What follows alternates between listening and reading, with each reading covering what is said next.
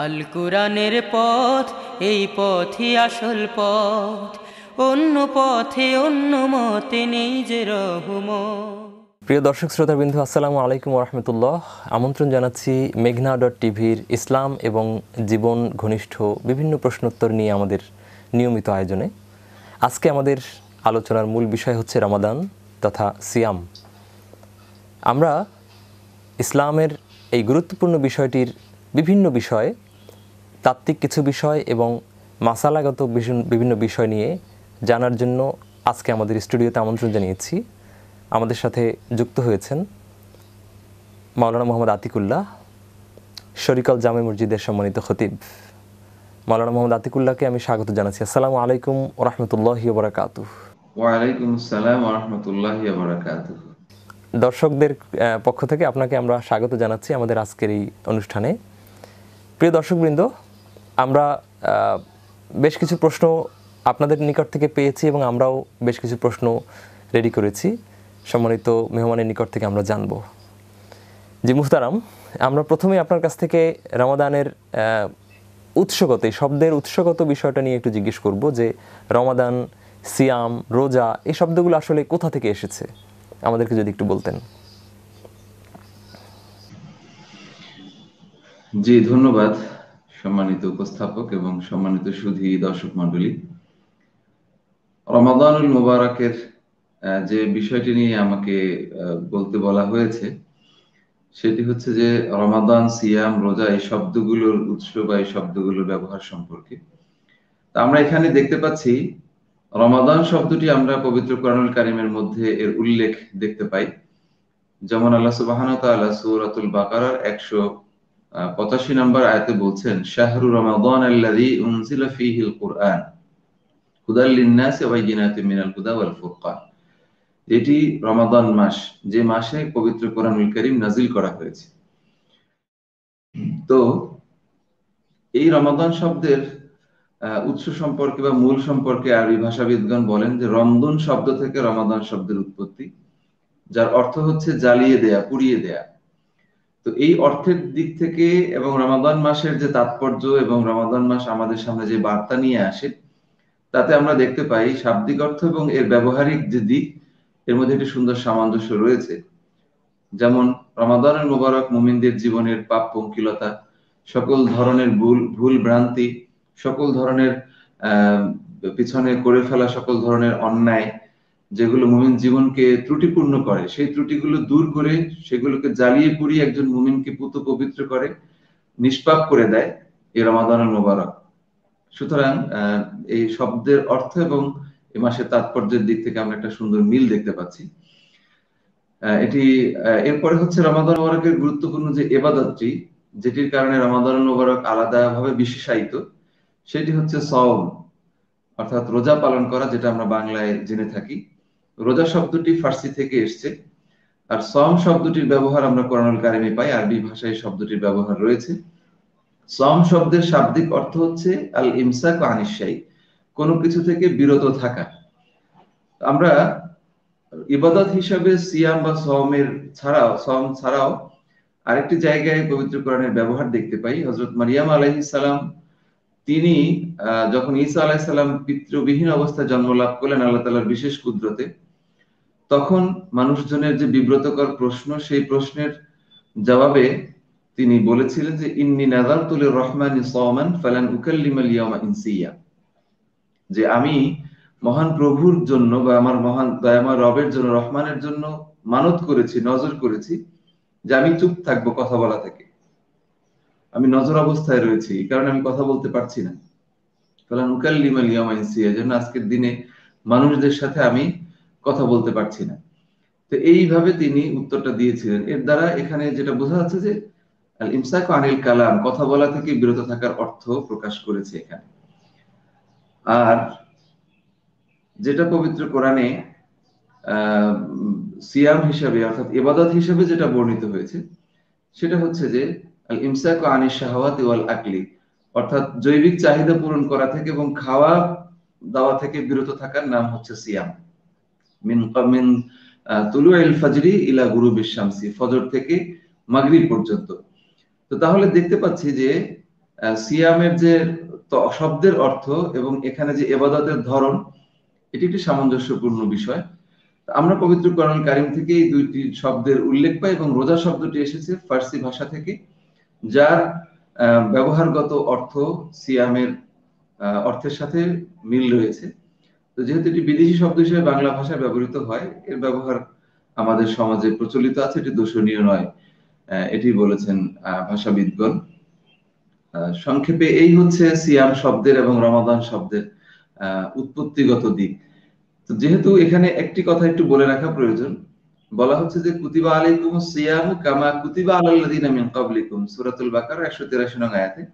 সেক্ষেত্রে বোঝা যাচ্ছে যে সিয়াম শব্দটি শুধুমাত্র ইসলামী পরিভাষায়, অর্থাৎ রাসূল করিম সাল্লাল্লাহু আলাইহি সাল্লামের উপরে এই আয়াতটি নাজিল হয়েছে, এর আগে সিয়ামের ব্যবহার ছিল কি ছিল না তার উত্তরটা এই আয়াতের মধ্যে পাওয়া যায়, যে এটি যুগ যুগ ধরে পূর্ববর্তী সকল, যেহেতু এখানে কোনো খাস করা হয় না যে কোন জাতির উপরে, সেহেতু তাফসীর কারকগণ বলেছেন যে পূর্ববর্তী সকল জাতির উপরেই কোনো না কোনো ফরম্যাটে, কোনো না কোনো পদ্ধতিতে এই সিয়ামটি ফরজ ছিল।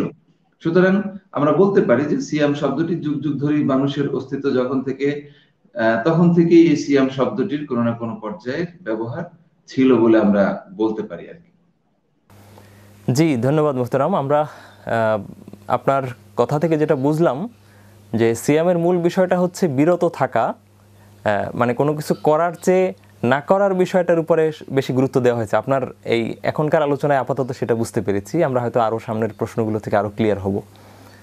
আর আরেকটা বিষয় আপনার কাছ থেকে জানলাম যে সিয়াম শব্দটি কোরআন শরীফে দুই জায়গায় মানে দুটোভাবে উল্লেখ করা হয়েছে। একটা হচ্ছে আমরা যে রোজা রাখি সেই ইবাদত হিসেবে, আর আরেকটা হচ্ছে হযরত মারিয়াম এর যে চুপ থাকা সেই জায়গাটাতে সিয়াম শব্দটার উল্লেখ হয়েছে। জি, ধন্যবাদ আপনাকে। তো আমরা এই পর্যায়ে আপনার কাছে আরেকটা বিষয় জানবো যে আমরা যে সিয়ামটা পালন করি, রাসূল সাল্লাল্লাহু আলাইহি ওয়াসাল্লাম এর কাছে আল্লাহ তাআলা যে সিয়ামটা ফরজ করেছেন, তো এই সিয়াম ফরজের বিষয়টি রাসূল সাল্লাল্লাহু আলাইহি ওয়াসাল্লামের 23 বছরের জীবনের ঠিক কোন সময়টাতে ফরজ হয়েছে বা এই বিধানটা কার্যকর হয়েছে, এটা আমাদেরকে যদি একটু খুলে বলতেন। আর দ্বিতীয়ত হচ্ছে যে ওই সময়ের এই রোজাটা ফরজ হওয়ার সাথে আসলে আল্লাহ তাআলার কোন পরিকল্পনাটা যুক্ত, এর আগে বা পরে ফরজ না হওয়ার সাথে কোনো বিষয়ে সম্পৃক্ত কিনা, আমাদেরকে এটা একটু খুলে বলবেন দয়া করে। তো এক্ষেত্রে যেটা উল্লেখ করা যেতে পারে যে সিয়াম শব্দটির মানে সিয়াম ইবাদত হিসেবে রাসূল সাল্লাল্লাহু আলাইহি সাল্লামের উপরে কখন ফরজ করা হয়, সেক্ষেত্রে আমরা পবিত্র কোরআন কারীমের আয়াত নাজিলের প্রেক্ষাপট এবং পবিত্র কোরআন কারীমের আয়াত নাজিলের প্রেক্ষাপট এবং হচ্ছে যে রাসূল সাল্লাল্লাহু আলাইহি সাল্লামের জীবনে সিয়ামের আমল থেকে যেটা জানতে পারি, সেটি হচ্ছে দ্বিতীয় হিজরির শাবান মাসে, অর্থাৎ রাসূল করিম সাল্লাল্লাহু আলাইহি সাল্লাম যখন মক্কা থেকে মদিনায় হিজরত করলেন তখন থেকেই তো হিজরি গণনা শুরু হয়। তো দ্বিতীয় হিজরি শাবান মাসে এই বিষয়ে এই আয়াতটি, যে আয়াতের মাধ্যমে পবিত্র কোরআনুল কারীমে সিয়ামকে ফরজ করা হয়েছে, সূরাতুল বাকারা 183 নং আয়াত যেটা উল্লেখ করা হয়েছে আগে, এই আয়াতটি নাজিল হয়েছে দ্বিতীয় হিজরি শাবান মাসে। তো সেক্ষেত্রে আমরা বলতে পারি যে এই সময়টাতেই রোজা ফরজ করা হয়েছে। এর আগে রাসূল করিম সাল্লাল্লাহু আলাইহি সাল্লাম সিয়াম পালন করতেন, সেটি ফরজ হিসেবে ছিল না, সেটি নফল হিসাবে পালন করতেন। কিংবা যেমন একটি ঘটনা বর্ণিত আছে এক্ষেত্রে, রাসূল করিম সাল্লাল্লাহু আলাইহি সাল্লাম যখন মদিনায় হিজরত করলেন, মদিনায় হিজরত করার পরে তিনি দেখলেন যে ইহুদিরা রোজা রাখছে আশুরার দিনে। তখন তিনি প্রশ্ন করলেন যে তোমরা কিসের রোজা রাখছো এটি, বা কিসের সিয়াম পালন করছো? তখন তার রোজা শব্দের ব্যবহার ছিল না, সওম শব্দের ব্যবহার করে, যে সওমটা কিসের সওম। তখন ইহুদিরা এর ব্যাপারে উত্তর দিয়েছিল যে মুসা আলাইহিস সালামকে এই দিন আল্লাহ তাআলা ফিরআউনের কবল থেকে মুক্ত করেছিলেন, সেই দিনের স্মরণে তারা শুকরিয়া বা কৃতজ্ঞতা স্বরূপ সিয়াম পালন করে থাকে। তখন রাসূল করিম সাল্লাল্লাহু আলাইহি সাল্লাম বললেন যে মুসা আলাইহিস সালামের এই ঘটনা স্মরণে সিয়াম পালন করার ক্ষেত্রে তো তোমাদের চেয়ে আমরা বেশি হকদার। অর্থাৎ মুসা আলাইহিস সালাম ইহুদিদের, যদিও তাদের দাবিকৃত নবী ছিলেন, কিন্তু সকল নবীর এবং সকল আসমানি কিতাবের সত্যায়নকারী ছিলেন হযরত মুহাম্মদ রাসূলুল্লাহ সাল্লাল্লাহু আলাইহি সাল্লাম এবং আল কোরআনুল কারীম। তো সেক্ষেত্রে তিনি এভাবে বলছেন যে সেক্ষেত্রে আমরা বেশি দাবিদার। তারপরে তিনি সেই আশুরার দিনে রোজা রাখতেন এবং সাহাবীরাও তার অনুসরণে রোজা রাখতেন।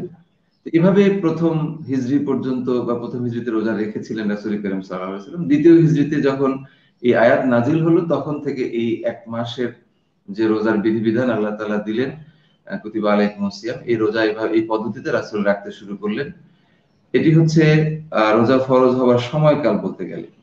আরেকটা বিষয় ছিল সাথে যে এটা এই সময় ফরজ হলো কেন, দ্বিতীয় হিজরিতে, এর আগে হলো না কেন, বা এই সময় ফরজ হওয়ার কোনো আলাদা তাৎপর্য রয়েছে কিনা।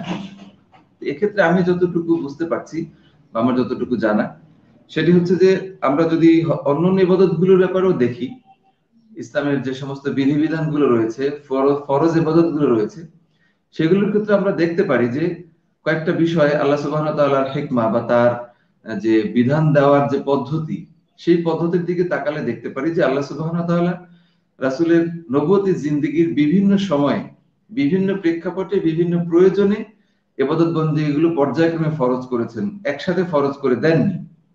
যেমন আমরা সালাত ফরজ হওয়ার ক্ষেত্রে দেখতে পারি যে সালাতটা কিন্তু আহ আগে সালাত পড়তেন, কিন্তু আমরা এখন যে 5 ওয়াক্ত নামাজ জামাতের সাথে আদায় করি ফরজ সালাত হিসেবে, এটা এইভাবে ফরজ হয়েছে রাসূল করিম সাল্লাল্লাহু আলাইহি সাল্লামের মিরাজে গমনের মধ্য দিয়ে। মিরাজ থেকে রাসূল করিম সাল্লাল্লাহু আলাইহি ওয়াসাল্লাম উপহার হিসেবে আমাদের জন্য 5 ওয়াক্ত সালাত এভাবে ফরজ হিসেবে নিয়ে এসেছেন। এই বিধানটি তখন থেকে আমরা এভাবে পাই। এর আগে রাসূল নামাজ পড়তেন, সেটি ভিন্ন পদ্ধতিতে ছিল। তো এরপরে দেখা যায় যে মদ হারাম হওয়া, সেটার একটা ধারাবাহিক প্রক্রিয়া আমরা দেখতে পাচ্ছি। দেখা যাচ্ছে যে রাসূল করিম সাল্লাল্লাহু আলাইহি ওয়াসাল্লামকে প্রথম প্রশ্ন করা হলে তিনি এটার ব্যাপারে মন্দ দিকটা তুলে ধরেছেন। তারপরে এটার মদ পান না করে, যেমন ইয়াসআলুনাকা আনিল খামরি ওয়াল মাইসির কুল ফীহিমা ইসমুন কাবীর ওয়া মানাফিউ লিন-নাস, এই আয়াতের মধ্য দিয়ে মদের বা নেশা জাতীয় দ্রব্যের মন্দ দিকটা তুলে ধরা হয়েছে, কিন্তু একেবারে নিষেধ করা হয়নি। এবারে বলা হচ্ছে আল্লাযীনা আমানু লা তাকরাবুস সালাতা ওয়া আনতুম সুকারা, অর্থাৎ নামাজে অবস্থায় বা নামাজে যাওয়ার পূর্বে মদ পান করতে নিষেধ করা হয়েছে। এরপরে সর্বশেষ আল্লাহ তাআলা ফাইনালি সিদ্ধান্ত দিলেন যে ইন্নামা হারামা আলাইকুমুল মাইতাতা ওয়াদ দামা ওয়া লাহমাল খিনজির, এই আয়াতের মধ্য দিয়ে সূরাতুল মায়েদার এটাকে সম্পূর্ণরূপে হারাম করে দেয়া হয়েছে।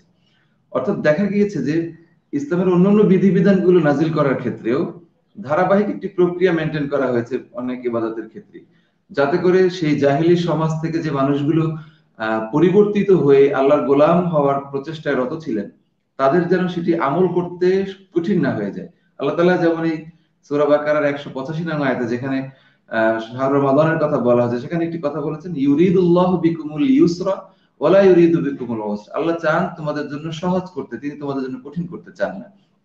আমরা এখানে দেখতে পাচ্ছি যে একেবারে ইসলামের শুরুর দিকেই যদি এটা নাজিল হয়, তাহলে হয়তো মানুষদের জন্য সেটা পালন করা কষ্টকর হয়ে যেতে পারত। মানুষ যখন আল্লাহর গোলামির জন্য, তার নির্দেশ পালন করার জন্য একেবারে প্রস্তুত হয়ে গেল, তখন এই একটু তুলনামূলক কঠিন এই বিধানটি দেয়া হলো ফরজ হিসেবে, যাতে করে মানুষের মানতে সুবিধা হয়, মানুষের জন্য সহজ হয়, মুমিনদের জন্য সেটি সহজ হয়। এটি একটি হিকমা হতে পারে বলে বলা যায় আর কি। একেবারে স্পষ্ট কেন নাজিল হয়েছে প্রত্যেকটা ইবাদতের এরকম উত্তর দেওয়া যায় না। যেমন নামাজ, যদি কেউ বলে থাকে যে ফজরের সময় একেবারে সূর্যের সময়, মানে ওঠার সময় কেন নামাজ পড়া হচ্ছে, এই সমস্ত বিষয় আল্লাহ তাআলা, আল্লাহু আ'লাম, আল্লাহ তাআলা অধিক জানেন যে কোনটার প্রকৃত হিকমা কি। কিন্তু আমরা ধারণা করে বলতে পারি যে এরকম একটি হিকমা থাকতে পারে যে মানুষের অভ্যস্ততার ব্যাপারটিকে লক্ষ্য রেখে আল্লাহ তাআলা অনেক পরে এই বিধানটি নাজিল করেছেন। জি, অনেক ধন্যবাদ, বিস্তারিত একটা উত্তর দিয়েছেন। তো আপনার উত্তর থেকে একটা জিনিস আমরা বুঝলাম যে রাসূল সাল্লাল্লাহু আলাইহি ওয়াসাল্লামের যে 23 বছরের নবুয়তি জীবন, তার 15তম বছরে এই রোজাটা বা সিয়াম আমাদের জন্য ফরজ হয়েছে। আর আমরা এভাবে বলতে পারি যে তিনি যে মাদানী জীবন যাপন করেছেন 10 বছর, সেই 10 বছরের দ্বিতীয় বছরে, তথা দ্বিতীয় হিজরিতে এই রোজা আল্লাহ তাআলা ফরজ করেছেন। জি, অনেক ধন্যবাদ। আমরা রোজার যে সময়কালটা, নাজিলের সময়কালটা বা এই বিধানটা আমাদের জন্য আরোপিত হওয়ার সময়কালটা সম্পর্কে একটা ধারণা পেলাম। এ পর্যায়ে আমাদেরকে একটু সংক্ষেপে যদি বলেন যে আসলে এই সিয়ামের মূল শিক্ষাটা কি। আপনি তো বলেছেন যে সিয়াম শব্দের অর্থ বলছে যে বিরত থাকা, তো সামগ্রিকভাবে মূল শিক্ষাটা কি কোরআন এবং হাদিসের দৃষ্টিকোণ থেকে সংক্ষেপে যদি একটু বলেন। জি, আমরা এই সিয়াম শব্দের যে অর্থ আল ইমসাক বা বিরত থাকা, এবং সিয়াম শব্দ বা সিয়াম ফরজ করার যে আয়াতটি, সেখানে আল্লাহ সুবহানাহু ওয়া তাআলা যেটি আপনাকে মাঝখানে একটু থামিয়ে দিচ্ছি যে আপনি ইমসাক শব্দটা এর আগে কয়েকবার বলেছেন। এই ইমসাক শব্দটা ঠিক কোত্থেকে এসেছে? আপনি অর্থ বলতে গিয়ে বলেছেন আল ইমসাক, এই শব্দটা আমরা ঠিক কোথায় পাচ্ছি? এটি হচ্ছে, জি জি বুঝতে পেরেছি। এটি হচ্ছে সিয়াম শব্দের একটি শাব্দিক অর্থ বলা যায় বা সমার্থক শব্দ বলা যায়। আহ, অভিধানেই এটি পাওয়া যাবে। এটি মূলত আরবি অভিধানের মাধ্যমে আমরা জানতে পারি আর কি, যে সিয়াম শব্দের অর্থ হচ্ছে বা সাওয়াম শব্দের হচ্ছে আল ইমসাক, বিরত থাকা বা আত্মারকু, কোনো কিছু ছেড়ে দেয়া। ঠিক আছে, তো আমরা এখানে যেটা আপনার প্রশ্নের আলোকে যেটা বলতে পারি সেটি হচ্ছে, ইয়া আইয়ুহাল্লাযীনা আমানু কুতিবা আলাইকুমুস সিয়াম কামা কুতিবা আলাল্লাযীনা মিন ক্বাবলিকুম লাআল্লাকুম তাত্তাকুন। এখানে আমাদের স্পেসিফিক করার কিছু নেই। আল্লাহ সুবহানাহু ওয়া তাআলাই একটা চমৎকার পয়েন্ট আউট করে দিয়েছেন যে এই সিয়ামের মাধ্যমে মূল কি জিনিসটা তিনি বান্দার কাছ থেকে প্রত্যাশা করেন, সেটি হচ্ছে তাকওয়া প্রত্যাশা করেন। এখন এই তাকওয়ার পরিচয়টা কি, সেক্ষেত্রে তো এটি আরেকটা বড় বিষয়। তবে আমাদের আজকের আলোচনার ধারাবাহিকতার সুবিধার্থে যেটা বলা যায় সেটি হচ্ছে, তাকওয়া শব্দের আরেকটা, তাকওয়া শব্দের অর্থ কিন্তু বিরত থাকা, তারপরে আল খাউফ, ভয় করা। তাকওয়া শব্দের অর্থ হচ্ছে বেঁচে থাকা।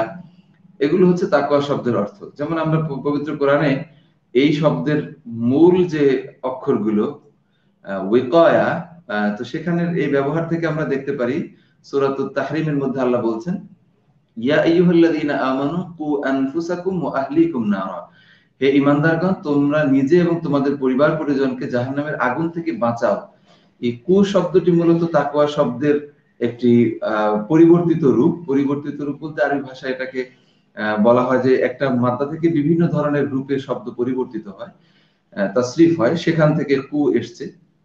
কু হচ্ছে আদেশ সূচক শব্দ, তাকওয়ার আদেশ সূচক শব্দ হচ্ছে কু।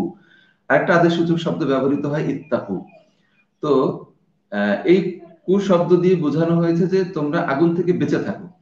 তাহলে আমরা দেখতে পাচ্ছি যে এখানেও বেঁচে থাকার বা বিরত থাকার একটি অর্থ আমরা তাকওয়া থেকে পেয়ে যাচ্ছি। তো আমরা তাকওয়ার যে শব্দের অর্থগুলো আমাদের স্মরণে রাখতে পারি সেটি হচ্ছে বিরত থাকা, ভয় করা, বেঁচে থাকা ইত্যাদি তাকওয়ার শাব্দিক অর্থ। এবং তাকওয়ার পারিভাষিক অর্থ হিসেবে যেটাকে আমরা বলতে পারি, তাকওয়ার পারিভাষিক অর্থের দিক থেকে যে কোনো কিছুকে, যেমন এক্ষেত্রে শেখ আব্দুল আজিজ ইবনে বাজ তিনি বলছেন, তাকওয়াল্লাহি সুবহানাহু ওয়া তাআলা হিয়া ইবাদাতুন বিফিইলিল আওয়ামিরি ওয়া তারকুন নাওয়াহি আন খাউফিন মিনাল্লাহ। তো এই সংজ্ঞা থেকে আমরা যেটা বুঝতে পারি যে সেটা হচ্ছে আল্লাহর আদেশ সূচক কাজগুলো করা এবং নিষেধ সূচক কাজগুলো থেকে বিরত থাকা। এটির নাম হচ্ছে আল্লাহর ভয়ে বিরত থাকা, এটির নাম হচ্ছে তাকওয়া। তো হযরত আবু হুরায়রা রাদিয়াল্লাহু তাআলা আনহু একদিন এক প্রশ্নকারী প্রশ্ন করলেন যে তাকওয়া কি। তিনি বললেন যে কোন পথ চলার সময়, কাঁটাযুক্ত পথ চলার সময় যে সতর্কতার সাথে পথ চলা হয়, ভয় করে করে পথ চলা হয়, বা কাঁটা সরিয়ে যেভাবে পথ চলা হয় সতর্কতার সাথে, সেটা হচ্ছে তাকওয়ার উদাহরণ স্বরূপ উনি এভাবে বলেছেন, এটা হচ্ছে তাকওয়ার উদাহরণ। তো আমরা এখানে তাকওয়ার কথা যেহেতু মূল শিক্ষা হিসেবে আল্লাহ তাআলাই বলে দিয়েছেন যে তাকওয়া অর্জন করতে হবে বা তাকওয়ার গুণাবলী অর্জন করতে হবে। আল্লাহ তাআলা তার বান্দার কাছে প্রত্যাশা করেন যে বান্দা পৃথিবীতে আল্লাহ তাআলার আদেশগুলো মেনে চলবে, আল্লাহ তাআলার নিষেধগুলো তিনি বান্দা প্রত্যাহার করবে, প্রত্যাখ্যান করবেন। মা আতাকুমুর রাসূলু ফাখুযুহু ওয়া মা নাহাকুম আনহু ফান্তাহু। আল্লাহ তাআলা শুধু তার বাণীগুলো রাসূলের মাধ্যমে দিয়েছেন। তো সেখানে আল্লাহ তাআলা বলছেন সূরাতুল হাশরের মধ্যে যে আল্লাহ রাসূল যা তোমাদের জন্য নিয়ে এসেছে সেগুলোকে তোমরা গ্রহণ করো, আর তিনি তোমাদেরকে যা নিষেধ করেছেন সেগুলো থেকে তোমরা বিরত থাকো। ওয়াত্তাকুল্লাহ, এবং আল্লাহ তাআলাকে ভয় করো। তো এখানে আমরা দেখতে পাচ্ছি যে আল্লাহ তাআলার আদেশগুলো তিনি যেটা আমাদের করতে বলেছেন সেটা করা, এবং তিনি যেটা আমাদেরকে যে যে কাজগুলো থেকে বিরত থাকতে বলেছেন সেগুলো থেকে বিরত থাকা, এটা আল্লাহ তাআলা আমাদের কাছে দাবি করেন, প্রত্যাশা করেন, এবং এভাবে চলার নামই হচ্ছে তাকওয়া। তো পবিত্র সিয়াম সাধনার মূল বিষয়টা হচ্ছে, যেমন এখানে আমরা একটা উল্লেখযোগ্য পয়েন্ট আনতে পারি, সেটি হচ্ছে খাওয়া দাওয়া আমাদের জন্য ফরজ, বা মানে খাওয়া দাওয়া আমাদের জন্য জায়েজ। এটি একটি বৈধ কাজ, যাতে আমরা হালাল যে কোনো জিনিস আমরা খেতে পারি দিনের বেলায়। কিন্তু রমাদান মাসে সিয়াম সাধনারত অবস্থায়, সিয়াম পালন করা অবস্থায় কিন্তু আমরা, আল্লাহ তাআলা নিষেধ করেছেন, সে কারণে বৈধ জৈবিক চাহিদা আমরা পূরণ করি না, এবং আমরা হালাল খাবারও গ্রহণ করি না। এখানে আমরা প্রাধান্য দিচ্ছি হচ্ছে আল্লাহ তাআলার আদেশ নিষেধটাকে, কিন্তু আমরা প্রাধান্য দিচ্ছি। মূল শিক্ষাটা হচ্ছে এখানে আমরা বলতে পারি যে তাকওয়া অর্জন করা, এবং সেটা আরেকটু ব্যাখ্যা করে বললে বলা যায় যে আল্লাহ তাআলার আদেশ এবং নিষেধ জীবনের প্রত্যেকটি পরতে পুঙ্খানুপুঙ্খ মেনে চলার নাম বা মেনে চলার শিক্ষাটাই হচ্ছে পবিত্র রমাদান মোবারকের সিয়াম সাধনার মূল শিক্ষা। জি, ধন্যবাদ মুহতারাম। আমরা আপনার কাছ থেকে জানলাম যে রমজানের মূল শিক্ষাটা হচ্ছে এখানে আসলে আল্লাহ তাআলার নির্দেশিত কাজগুলো, আল্লাহ তাআলার নিষেধ করা কাজগুলো থেকে দূরে থাকাটা। তো প্রশ্ন হচ্ছে যে আল্লাহ তাআলা তো কোরআন শরীফে অনেক কিছু নিষেধ করেছেন, তো তার মধ্য থেকে এই এক মাসে তো আর সবগুলো থেকে দূরে থাকা যায় না, ঠিক স্পেসিফিক এই যে খাওয়া এবং জৈবিক চাহিদা থেকে দূরে থাকা, তার এইটাই কি মূল রোজার মূল শিক্ষা বা এটাই কি রোজার মূল কাজ? আচ্ছা, তো এখানে মূল শিক্ষা বলতে খাওয়া থেকে দূরে থাকা বা জৈবিক চাহিদা থেকে দূরে থাকা এটি মূল শিক্ষা না। মূল শিক্ষাটা হচ্ছে এখানে যেহেতু আল্লাহ তাআলা এই বিষয়গুলো নিষেধ করেছেন, এখানে দুইটাকে আল্লাহ রাসূল সাল্লাল্লাহু আলাইহি সাল্লামের হাদিসে কুদসিতে এই দুইটা বিষয় উল্লেখিত হয়েছে। তবে যে বিষয়গুলো আমাদের জন্য এই দুটো কেন উল্লেখ হলো এখানে সেটা একটু আমাদের বুঝে নেওয়া দরকার। সেটি হচ্ছে যে যেগুলো আমাদের জন্য অন্যান্য সময় হারাম, যেগুলো আমাদের জন্য অন্যান্য সময় নিষেধ, সেই নিষেধগুলো তো সিয়াম সাধনার মধ্যে বহাল থাকবেই, সেগুলো কোনোটা আমাদের জন্য বৈধ হচ্ছে না। কিন্তু এই দুইটা বিষয় আমাদেরকে আলাদা করে, যেটা বৈধ জিনিস অন্যান্য সময়ের জন্য, সিয়াম ছাড়া অন্যান্য সময়ের জন্য বৈধ, সেরকম দুইটা জিনিসকে আমাদের এখানে নিষেধ করা হয়েছে। বাকি যে অবৈধ জিনিসগুলো রয়েছে, যেটি তো অন্যান্য সময়গুলোতে অবৈধ, সেগুলো আমাদের জন্য অবৈধই থাকছে। এখন আপনি যেটি ব্যাপারে ইঙ্গিত করতে চেয়েছেন বলে আমি মনে করছি, সেটি হচ্ছে কেবলমাত্র এই দুইটি জিনিসকে অবৈধ, মানে এই সময়টার জন্য নিষেধ করা হচ্ছে কেন। এখন এই কেনর প্রকৃত হিকমা বা প্রকৃত উদ্দেশ্যটা আল্লাহ সুবহানাহু ওয়া তাআলা ভালো জানেন। তবে আমরা যেটা বলতে পারি সেটি হচ্ছে আল্লাহ তাআলার মানে একাগ্রতার জন্য, ইবাদতে একাগ্রতার জন্য, এবং আল্লাহ তাআলার ইবাদতে একাগ্রতার জন্য মানুষের যেমন খাওয়া দাওয়ার ক্ষেত্রে অতিরিক্ত খাওয়া দাওয়া করা, বা দেখ এই সময় এই মাসে কিন্তু খাওয়া দাওয়া নিষিদ্ধ না, একটা নির্দিষ্ট সময়ের জন্য নিষিদ্ধ করা হয়েছে। তো এই নিষিদ্ধ করার প্রকৃত হিকমতটা আল্লাহ তাআলাই জানেন। আমার নজরে এখন পর্যন্ত খুব বেশি আলোচনা এক্ষেত্রে বা খুব মানে কোন হিকমা আমার নজরে বা আমার অধ্যয়নে নেই যে স্পেসিফিক কেন এই দুইটা বিষয়কে নিষিদ্ধ করেছেন, এর যুক্তিসঙ্গত বা তাত্ত্বিক কোনো ব্যাখ্যা আছে আমার নজরে পড়েনি। যদি থেকে থাকে আমি জেনে নেওয়ার চেষ্টা করব বা পরবর্তী অধ্যয়নে হয়তো জানার সুযোগ পাবো, কিন্তু স্পেসিফিক এই দুইটা বিষয় নিষেধ করার কোনো হিকমা আছে কিনা, তাৎপর্য আছে কিনা আমার জানার মধ্যে নেই। জি, সম্মানিত উপস্থাপক। জি, ধন্যবাদ। আমরা মোটামুটি জানলাম যে তাকওয়া অর্জনটা আসলে রোজার মূল উদ্দেশ্য, আর আল্লাহ তাআলার নিষেধগুলো থেকে বেঁচে থাকার অভ্যাস করাটাই আসলে মূল শিক্ষা, আপনার কথা থেকে আমরা যেটা মোটামুটি বুঝতে পেরেছি। তো এখন আমরা একটু জানতে চাচ্ছি, আপনার শুরুতে যে একটা প্রশ্ন বলেছিলেন যে এই রোজা শুধুমাত্র বা এই সাওম শুধুমাত্র উম্মতে মুহাম্মাদের উপরেই ফরজ হয়নি, বরং এটা পূর্ববর্তী নবীর উম্মতদের উপরও ফরজ ছিল। প্রশ্ন হচ্ছে তাদের সময়ের রোজার যে নিয়ম আর আমরা যে সাওম পালন করছি সেই যে নিয়ম, এই দুটো নিয়মের মধ্যে কি কোনো পার্থক্য আছে, না একইভাবেই তারাও রোজা রাখতেন? আমাদেরকে যদি একটু পরিষ্কার করতেন।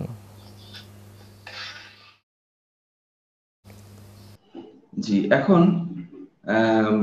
আমি তাফসীরে যতটুকু দেখার চেষ্টা করেছি, এই যে কামা কুতিবা আলাল্লাযীনা মিন ক্বাবলিকুম, পূর্ববর্তী জাতিসমূহের উপরে রোজাকে ফরজ করা হয়েছে, এর ব্যাখ্যায় তাফসীরে যতটুকু আমার পড়ার সুযোগ হয়েছে বা দেখার সুযোগ হয়েছে, তাতে খুব ঐতিহাসিকভাবে এই বিষয়গুলো খুব স্পষ্ট না যে ইতিপূর্বে নবী রাসূলদের উম্মতদের উপরে সাওমটা কেমন ধরনের ফরজ ছিল, কতদিন ফরজ ছিল।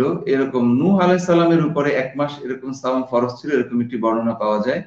হযরত আব্দুল্লাহ ইবনে আব্বাস, আব্দুল্লাহ ইবনে মাসউদ রাদিয়াল্লাহু তাআলা আনহু প্রমুখ সাহাবীদের বর্ণনা, এরকম একটি বর্ণনা পাওয়া যায়। তাফসীর ইবনে কাসিরে উল্লেখ রয়েছে যে নূহ আলাইহিস সালামের সময় এরকম 1 মাসের সাওম ফরজ ছিল। এছাড়া অন্যান্য তাফসীরকারকদের বা অন্যান্য আর কোন নবী রাসূলদের উপরে কেমন সাওম ছিল, সেটার পদ্ধতি কেমন ছিল, এ ব্যাপারে খুব স্পষ্ট তথ্য পাওয়া যায় না বা আমার নজরে আসেনি। তবে যেটি হাদিসের মাধ্যমে প্রমাণিত যে অন্যান্য মানুষদের বা রাসূল করিম সাল্লাল্লাহু আলাইহি সাল্লাম এই রোজা ফরজ করার আগে যারা ইহুদি ছিল, খ্রিস্টানরা ছিল, তারা কিভাবে রোজা রাখতো, এই রোজা রাখার কিছু ধরনের তারতম্য আমরা লক্ষ্য করছি। যে রাসূল করিম সাল্লাল্লাহু আলাইহি সাল্লাম বলছেন, বিশেষ করে সেহরির ক্ষেত্রে তিনি বলছেন যে মা বাইনা সিয়ামিনা ওয়া সিয়াম আহলিল কিতাব আকলুস সাহর, অর্থাৎ মুসলিম শরীফের একটি হাদিস।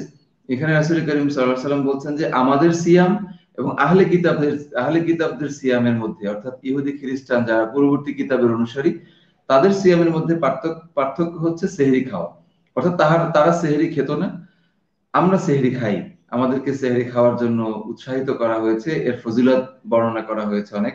যেমন একটি হাদিসে এসেছে, বুখারী শরীফের হাদিসে, তাসাহহারু ফাইন্না ফিস সুহুরি বারাকা, যে তোমরা সাহরি গ্রহণ করো কারণ সাহরির মধ্যে বারাকা রয়েছে।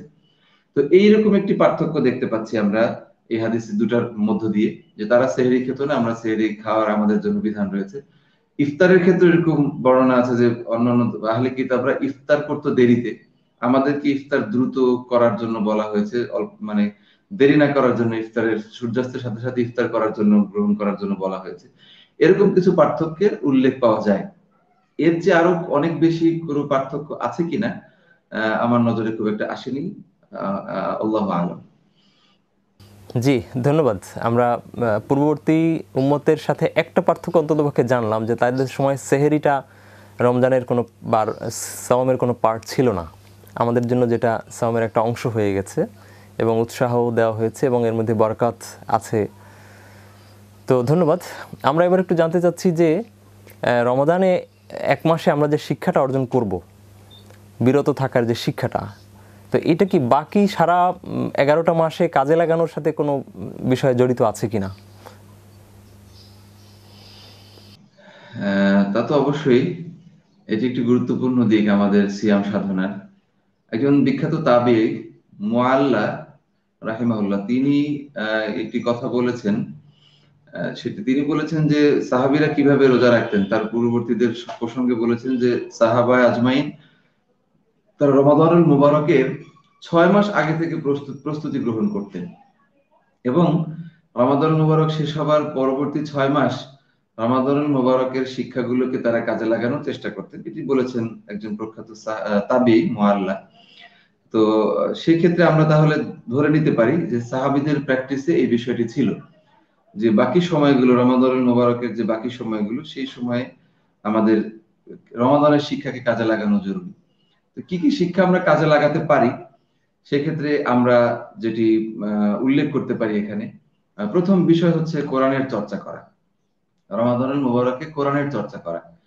যেমন এই মাসটাকে কোরআনের মাস বলা হয়। শাহরু রমাদানুল্লাযী উনজিলা ফীহিল কুরআন ইন্না আনজালনাহু ফী লাইলাতিন মুবারাকাহ ইন্না আনজালনাহু ফী লাইলাতিল কদর। এই সমস্ত আয়াতের মধ্য দিয়ে আমরা যেটা দেখতে পাচ্ছি যে পবিত্র রমাদানুল মুবারক হচ্ছে কোরআন নাজিলের মাস, এবং এই মাসে আল্লাহ সুবহানাহু ওয়া তাআলা আমাদেরকে কোরআন এবং সিয়ামকে একত্রে রাসূল সাল্লাল্লাহু আলাইহি ওয়াসাল্লাম বলেছেন যে আস-সাওমু ওয়াল কুরআন ইয়াশফাআন, যে এই দুটি হচ্ছে আমাদের জন্য শাফায়াতকারী।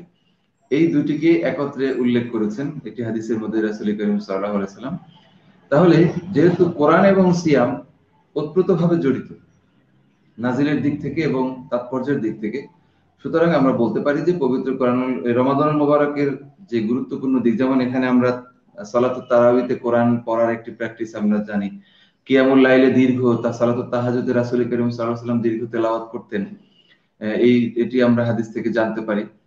তো সেক্ষেত্রে আমরা বলতে পারি যে পবিত্র রমাদানুল মুবারক হচ্ছে কোরআন চর্চার মাস। তা আমরা এই শিক্ষাটাকে বছরের বাকি সময়গুলোতে কাজে লাগাতে পারি। দ্বিতীয় যে শিক্ষাটি আমরা কাজে লাগাতে পারি রমাদানুল মুবারকের, সেটি হচ্ছে বছরের বিভিন্ন সময়ে নফল সিয়াম আদায় করার অভ্যাসটা জারি রাখা। যেমন আরবি মাসগুলোর মধ্যবর্তী সময়ে 3 দিন সিয়াম পালন করা, নফল সিয়াম, রাসূল করিম সাল্লাল্লাহু আলাইহি সাল্লামের হাদিস দ্বারা প্রমাণিত। তারপরে হচ্ছে প্রতি সপ্তাহে সোমবার এবং বৃহস্পতিবার সিয়াম পালন করা, এটি রাসূলের হাদিস দ্বারা প্রমাণিত। তো এই নফল সিয়াম গুলো পালন করার মধ্য দিয়ে, যেহেতু সিয়ামের ব্যাপারে আল্লাহ সুবহানাহু ওয়া তাআলার ঘোষণা হচ্ছে আস-সাওমু ওয়া আনা আজিজি বিহি, যে সিয়াম কেবলমাত্র আমারই জন্য রাখা হয় এবং এর প্রতিদান আমি নিজ হাতে দেব। তো এই যে একটা ফজিলত লাভ করার যে সুযোগ, আল্লাহ তাআলার নিজ হাতে বা আল্লাহ তাআলার মানে কুদরতি হাত থেকে পুরস্কার গ্রহণ করার যে সুযোগ, তিনি যে এই ইবাদতটাকে এত বেশি পছন্দ করেন, রমাদানুল মুবারকের এই অভ্যাসটাকে কাজে লাগিয়ে বছরের অন্যান্য সময়গুলোতে আমরা নফল সিয়ামে অভ্যস্ত হয়ে যেতে পারি। তৃতীয় আরেকটি বিষয় হচ্ছে সিয়ামের গুরুত্বপূর্ণ যে শিক্ষাটা আমরা সারা বছর আমাদের জীবনে জাগরুক রাখতে পারি সেটি হচ্ছে তাকওয়ার প্র্যাকটিস করা। কারণ মানুষের জীবনে তাকওয়ার, মুমিনদের জীবনে বিশেষ করে তাকওয়ার গুরুত্ব অনেক। আল্লাহ সুবহানাহু ওয়া তাআলা সূরাতুল হুজুরাতের মধ্যে বলছেন, ইন্না আকরামাকুম ইনদাল্লাহি আতকাকুম। আল্লাহ তাআলার কাছে অধিক সম্মানিত ব্যক্তি হচ্ছেন তারাই যারা অধিক তাকওয়া সম্পন্ন। তাহলে যেহেতু সিয়াম আমাদের তাকওয়া অর্জন করানোর জন্য এসেছে, তাকওয়ার গুণাবলী তৈরি করবার জন্য, করে আমাদের মধ্যে সৃষ্টি করবার জন্য এসেছে, সেহেতু আমরা বলতে পারি যে এই তাকওয়াটাকে যদি আমরা আমাদের মধ্যে সবসময় জাগরুক রাখতে পারি, আল্লাহর ভীতিটাকে জাগরুক রাখতে পারি, আল্লাহর বিধানাবলীর প্রতি সতর্ক পদক্ষেপ আমরা জারি রাখতে পারি, তাহলে আমাদের জীবনের প্রত্যেকটা মুহূর্তই গুণামুক্ত জীবন যাপন করা সম্ভব, আল্লাহর রেজামন্দির মধ্যে আমাদের জীবন যাপন করা সম্ভব। যেমন তাকওয়ার ক্ষেত্রে আল্লাহ রাসূল সাল্লাল্লাহু আলাইহি ওয়াসাল্লাম হযরত আয়েশা রাদিয়াল্লাহু তাআলা আনহাকে বলেছেন, ইয়া আয়েশা তু ইয়াকা মুহাক্কারাতি যুনুব ফা ইন্নাল্লাহা মিনাল্লাহি তাআলিবান। যে ছোটখাটো ভুল ত্রুটি থেকেও তুমি দূরে থাকো হে আয়েশা, কারণ এগুলো সম্পর্কেও জিজ্ঞাসিত হতে হবে। তো তাকওয়ার বৈশিষ্ট্য হচ্ছে যে ছোট বড় কোনো গুনাহের সাথেই একজন মুমিন সম্পর্ক রাখবে না। তো আমরা যদি রমাদানুল মুবারকের এই যে শিক্ষা, তাকওয়াটাকে আমাদের জীবনের সাথে জড়িয়ে ফেলতে পারি, একাকার করে ফেলতে পারি, তাহলে আমরা জীবনের বাকি সময়গুলো গুণামুক্ত জীবন যাপন করার একটা সুযোগ পেয়ে যাব আলহামদুলিল্লাহ। তো এই শিক্ষাটাকেও আমরা বছরের অন্যান্য সময় ধারণ করতে পারি। এরপরে হচ্ছে রমাদানুল মুবারকের আরেকটি গুরুত্বপূর্ণ দিক, সেটি হচ্ছে যে না খেয়ে থাকা। এক্ষেত্রে আপনি পূর্বে একটি প্রশ্ন করেছিলেন, অনেকেই আমরা আলোচনায় বলে থাকি, অনেক আলেম আলোচনায় বলে থাকেন যে না খেয়ে থাকার প্র্যাকটিস আল্লাহ তাআলা আমাদের কেন করিয়েছেন। এক্ষেত্রে যুক্তি হিসেবে বা তাৎপর্য হিসেবে একটা বিষয় সামনে নিয়ে আসা হয়, সেটি হচ্ছে যে অভাবী মানুষদের যে ক্ষুধার কষ্ট, তাদের যে অভাবের কষ্ট, না খেয়ে থাকার যে কষ্ট, সেটি উপলব্ধি করাও এই মানে খাবার থেকে বিরত থাকার একটি যে কি বলে হিকমা হতে পারে, এরকম আলেমগণ বলে থাকেন, বিশেষজ্ঞরা বা স্কলারগণ মতামত দিয়ে থাকেন। তো এটা আমি কোনো মানে দলিল হিসেবে পাইনি, অর্থাৎ কোরআন সুন্নাহর কোনো হাদিস হিসেবে এরকম পাইনি বা আমার চোখে পড়েনি, কিন্তু এরকম একটা কথা আমাদের সমাজে স্কলারগণ বলে থাকেন এবং এটা তাৎপর্যপূর্ণ হতে পারে যে মানুষজন না খেয়ে থাকার যে কষ্ট, সেটিকে উপলব্ধি করানো, সকল মানুষকে, সকল মানে মুমিনদেরকে একসাথে উপলব্ধি করানো, এটি হতে পারে। তো সেই জায়গা থেকে আমরা যেটা বলতে পারি যে পবিত্র কোরআনের অন্যান্য আয়াতগুলোকে অভাবীদেরকে খাদ্য দেবার কথা, মিসকিনদেরকে খাদ্য দেবার কথা বলা আছে, তো যাতে করে মানুষ খাদ্যে কষ্ট না পায়। একজন মানুষ অনেক ভোগ করবে আর একজন মানুষ খাবার কষ্ট অনুভব করবে, এটি যাতে না হয়, এরকম পবিত্র কোরআন কারীমের অনেকগুলো নির্দেশনা আছে বিভিন্ন জায়গাতে। যেমন আমরা সূরাতুল মাউন পড়ে থাকি, সেখানে বলা আছে কি আর আইতাল্লাযী ইউকাযযিবু বিদ্দীন ফাযালিকাল্লাযী ইয়াদউল ইয়াতীম ওয়া লা ইয়াহুদ্দু আলা তুআমিল মিসকিন। যারা, এখানে শেষের আয়াতটাতে বলা হচ্ছে, আমি যে আয়াতগুলো তেলাওয়াত করেছি, যে মিসকিনদেরকে খাদ্য দেয় না, খাদ্য দিতে উৎসাহিত করে না, তাদের জন্য তারা হলো মূলত আখিরাতকে অস্বীকারীদের মতো। তাহলে এই যে খাবার দেবার একটা বা অনাহারের মুখে অভাবীদেরকে খাবার দেবার যে একটা প্রবণতা, এই প্রবণতাটা রমাদানুল মুবারক থেকে আমরা আরো বেশি উপলব্ধি করতে পারি এবং এই প্র্যাকটিসটা আমরা বাড়াতে পারি। দুঃখী মানুষের মুখে খাবার তুলে দেওয়া, অনাহারের মুখে খাবার তুলে দেওয়া, এই প্র্যাকটিসটা আমরা এখান থেকে শিক্ষাটা নিতে পারি এবং সারা বছরই আমরা আমাদের কর্মতৎপরতার মধ্যে এটিকে রাখতে পারি। তো এই কয়েকটা বিষয়ে আমরা উল্লেখ করি, আরো এরকম অনেক বিষয় বলার সুযোগ আছে। আমি মোটা দাগে এই কয়েকটা পয়েন্ট আমাদের সুধী দর্শকবৃন্দের সামনে উপস্থাপন করার চেষ্টা করলাম। দর্শক, আমরা দেখতে পাচ্ছি যে আমাদের সম্মানিত মেহমানের বক্তব্যে যে রমজান আসলে বা সিয়াম শুধুমাত্র আমাদের ব্যক্তিগত তাকওয়া অর্জন কিংবা ব্যক্তিগত অর্জনের মধ্যেই সীমিত না, তিনি শেষের দিকে যে শিক্ষাগুলো বললেন তার মধ্যে সামাজিক কিছু বিষয় জড়িত। প্রতিবেশীকে বা অভাবীকে খাবার দেওয়ার যে চর্চাটুকু, সেই চর্চাটাও রমজানে অনেকখানি অর্জন হয়ে যায় আর কি। জি, আরেকটি বিষয় বোধহয় আমরা যোগ করতেই পারি, আপনি যে পয়েন্টটা এনেছেন যে সামাজিক বিষয়, এখানে আরো একটা বিষয় উল্লেখযোগ্য এর সাথে সাথে, সেটি হচ্ছে যে রমাদান মুবারকে আরো কিছু গুরুত্বপূর্ণ ফজিলত আছে যেগুলোর সাথে সামাজিকতা জড়িত। যেমন মানে রোজাদারকে ইফতার করানো, আমরা এটাকে শুধু দেখা গেছে যে নিজেই শুধু পেট পুরে খাবো সেটি না, এখানে উৎসাহিত করা হয়েছে অন্য রোজাদারকেও ইফতার করানো এবং তার অনেক ফজিলত বর্ণনা করা হয়েছে। যে একজন রোজাদারকে আমি যদি ইফতার করাই, সেটা হতে পারে একটি খেজুর দিয়ে, হতে পারে এক গ্লাস পানি বা শরবত দিয়ে। তো এই ইফতার করানোর ক্ষেত্রেও কিন্তু রাসূলের হাদিসে এসেছে যদি কোনো ব্যক্তি কোনো রোজাদারকে ইফতার করান, তাহলে ওই রোজাদারের সমপরিমাণ একটি মানে রোজার একটি মানে সওয়াব তিনি পেয়ে যাবেন। সুবহানাল্লাহি ওয়া বিহামদিহি। তাহলে দেখা যাচ্ছে যে এখানে কতটা উৎসাহিত করা হয়েছে অন্যের সাথে ফুড শেয়ারিং এর ক্ষেত্রে, বা অন্যের সাথে একটা বোঝাপড়ার ক্ষেত্রে, মানুষের সাথে মানুষের একটা আন্তরিকতা তৈরির ক্ষেত্রে একটা ক্ষেত্রটাকে কিন্তু মানে চমৎকারভাবে এখানে উৎসাহিত করা হয়েছে। তো সামাজিক এই বিষয়টাকে কিন্তু এভাবে আমরা নিয়ে আসতে পারি যে আমরা বছরের অন্যান্য সময় মানুষদের সাথে এভাবে যেমন একটা তরকারি রান্না হলেও প্রতিবেশীকে একটা ভালো তরকারি হলেও শেয়ারিং করা, বা নিজে ভালো খাবো অভুক আমাদের পাশের প্রতিবেশীর বাসায় খাবার থাকবে না, এগুলো কি ইসলাম উৎসাহিত করেছে। তার শিক্ষাটাও কিন্তু রোজার মধ্যে আমরা পেয়ে যাই। জি ধন্যবাদ। জি ধন্যবাদ। আসলে প্রতিবেশীর সাথে আমাদের যে বা প্রতিবেশীর প্রতি আমাদের যে দায়িত্ব, তাদের যে হক, আত্মীয় স্বজনের যে হক, সেগুলোর বিধানগুলো রমজান থেকেও কিছুটা চর্চাটা আমরা নিয়ে নিতে পারি। এটা রমজানের আরেকটা শিক্ষা বলতে পারি। তো এ পর্যায়ে আমি আর একটা প্রশ্ন করতে চাচ্ছি, সেটা হলো যে রমজানের শেষে তো ঈদ উল ফিতর। তো এই ঈদ সম্পর্কিত একটা প্রশ্ন হচ্ছে যে আমরা তো রমজানের পরে ঈদটা উদযাপনের একটা বিষয় আছে, একটা আনন্দের বিষয়ে।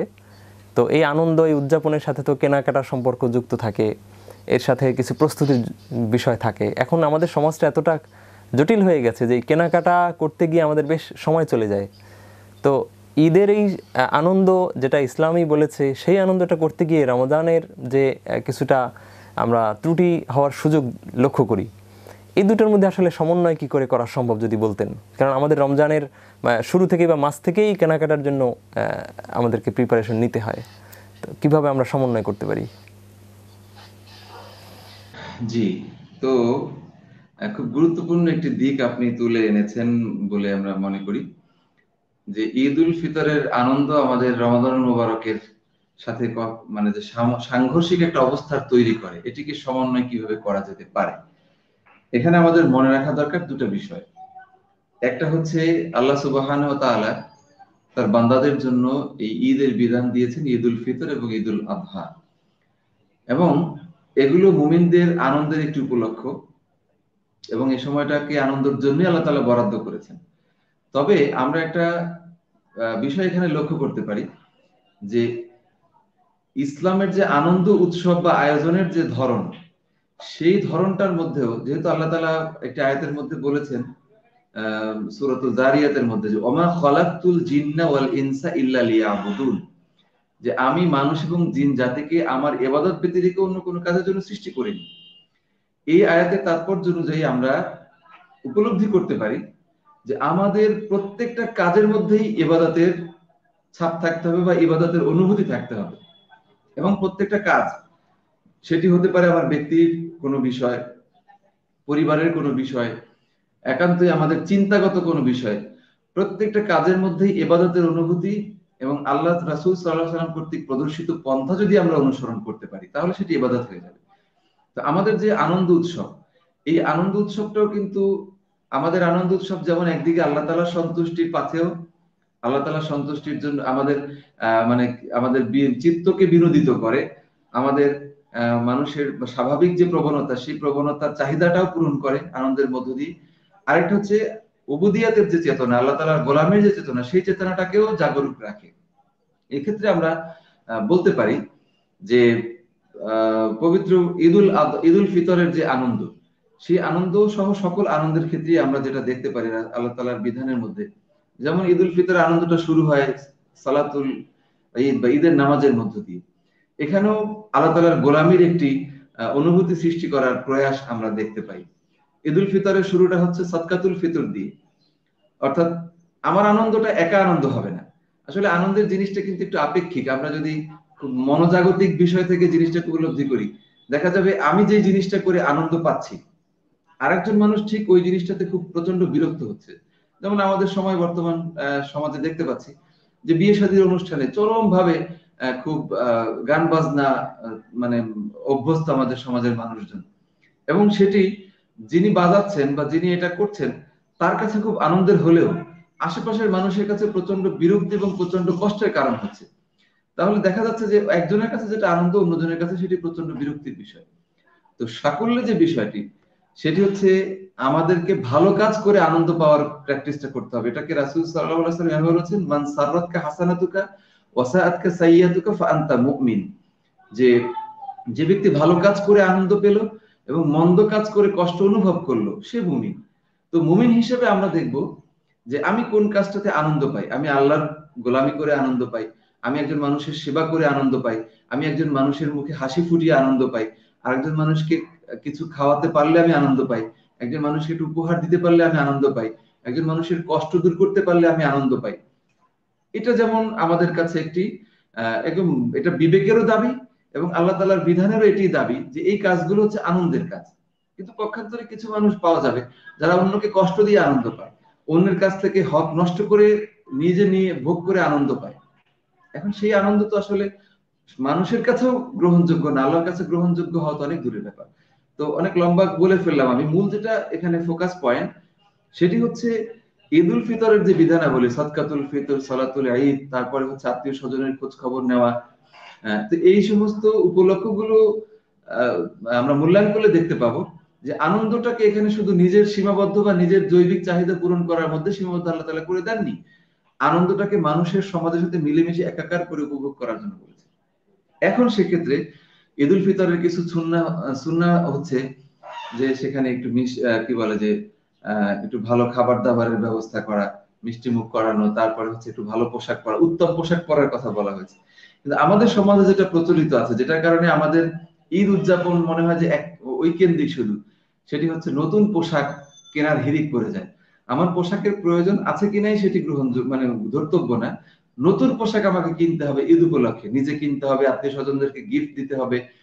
তো এর একটা এবং এক্ষেত্রে কিছু ট্রেডিশনাল গিফটেরও প্রচলন আমাদের সমাজে রয়েছে, যার ফলে দেখা যায় যে প্রচুর কেনাকাটার ভিড়, মার্কেট গুলোতে উপচে পড়া ভিড় থাকে।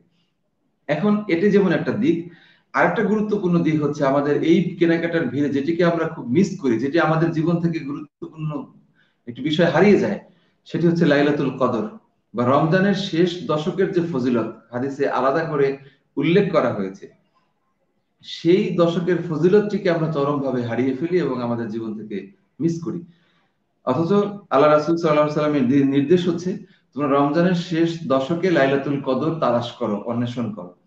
কারণ আল্লাহ আমাদের সমাজে 27শে কদর বা 27শে রাত্রিতে লাইলাতুল কদর হিসেবে আমরা তালাশ করি, কিন্তু হাদিসের বক্তব্য অনুযায়ী, রাসূলের সুন্নাহ অনুযায়ী, সাহাবীদের প্র্যাকটিস অনুযায়ী আমরা দেখতে পারি যে শুধু 27শে কদরকে এক্ষেত্রে উদযাপন করার কোনো যুক্তিসঙ্গত কারণ নেই, বরং রমজান মুবারকের শেষ দশক পুরোটাই লাইলাতুল কদর আমাদের জন্য বরাদ্দ থাকতে পারে, অথবা বেজর রাত্রির স্পেসিফিক কথা উল্লেখ আছে। তো আমরা এই দশকটাকে ইতিকাফের উল্লেখ আছে এখানে, সেক্ষেত্রে আমাদের উচিত ছিল কোরআন সুন্নাহর দাবি অনুযায়ী, রাসূলের ফজিলতের যে কথাগুলো বলেছেন তার দাবি অনুযায়ী আমাদের উচিত ছিল রমজানুল মুবারকের শেষ দশকটাতে আরো বেশি ইবাদতে নিমগ্ন হওয়া, আরো বেশি একাগ্র হওয়া, আরো বেশি একেবারে আল্লাহমুখী হয়ে যাওয়া, আরো বেশি ইবাদত বন্দেগীতে সময় দেওয়া। কিন্তু সেই সময়টাকে আমরা মাইনাস করে সময় দিচ্ছি কেনাকাটা, মার্কেটিং এ, যেটি আপনি উল্লেখ করেছেন সম্মানিত উপস্থাপক। এখন এক্ষেত্রে আমাদের সমন্বয় করার দুই তিনটা ওয়ে আমি বলতে পারি, যেটা আমার নিজস্ব উপলব্ধি। এক নম্বর ওয়ে হচ্ছে আমাদের মানসিকতার পরিবর্তন করা, যে আমাদের রমাদানুল মুবারকের শেষ দশককে আমাদের ইবাদত বন্দেগীর উৎসব হিসেবে গ্রহণ করা, কেনাকাটার উৎসব হিসেবে নয়। এরকম একটি মানসিক সেটআপ আমাদের মধ্যে তৈরি করতেই হবে, এর কোনো বিকল্প নেই। দ্বিতীয়ত হচ্ছে কেনাকাটার যে প্রয়োজনীয়তাটা রয়েছে, সেই প্রয়োজনীয়তাটার জন্য আমরা শেষ দশকে ভিড় না করে বা ওই সময়টাকেই উপযুক্ত মনে না করে আমরা সেটিকে আগে সেরে ফেলতে পারি। সেক্ষেত্রে রমাদান মুবারকের আগেও, শুরু হওয়ার আগেও করা যেতে পারে। একেবারে যে রমাদান মুবারক মানে ঈদ উপলক্ষে লেটেস্ট ভার্সনের যে পোশাকটি আসবে সেটি আমাকে কিনতে হবে, এটি আসলে ইমানে জিন্দেগি চেতনার সাথে যায় না, যার কারণে আমরা শেষ দশকে যাই। আমরা যদি ভালো পোশাক আমার প্রয়োজন হয়ে থাকে বা এই ধরনের কোনো সামাজিক গিফটের যে প্রচলন আছে সেগুলো যদি আমাদের হাদিয়া দেওয়ার কোনো উপলক্ষ থেকে থাকে, আমরা সেগুলো রমজানের আগে কিনে ফেলতে পারি, বা রমজানের প্রথম দশকগুলোতে অল্প অল্প করে সময় ইনভেস্ট করে এটাকে কমপ্লিট করতে পারি। আমরা শেষ দশকে কিছু মানুষকে দেখি যে এমনি প্রয়োজন নাই, দেখতে যায় যে কি নতুন আসলো, কি আসলো, একটা পোশাক কেনার জন্য 5 দিন মার্কেটে যায়। এগুলো অত্যন্ত অতিরঞ্জিত বিষয় এবং এগুলো মূলত তার দ্বীনি চেতনার খেলাফ।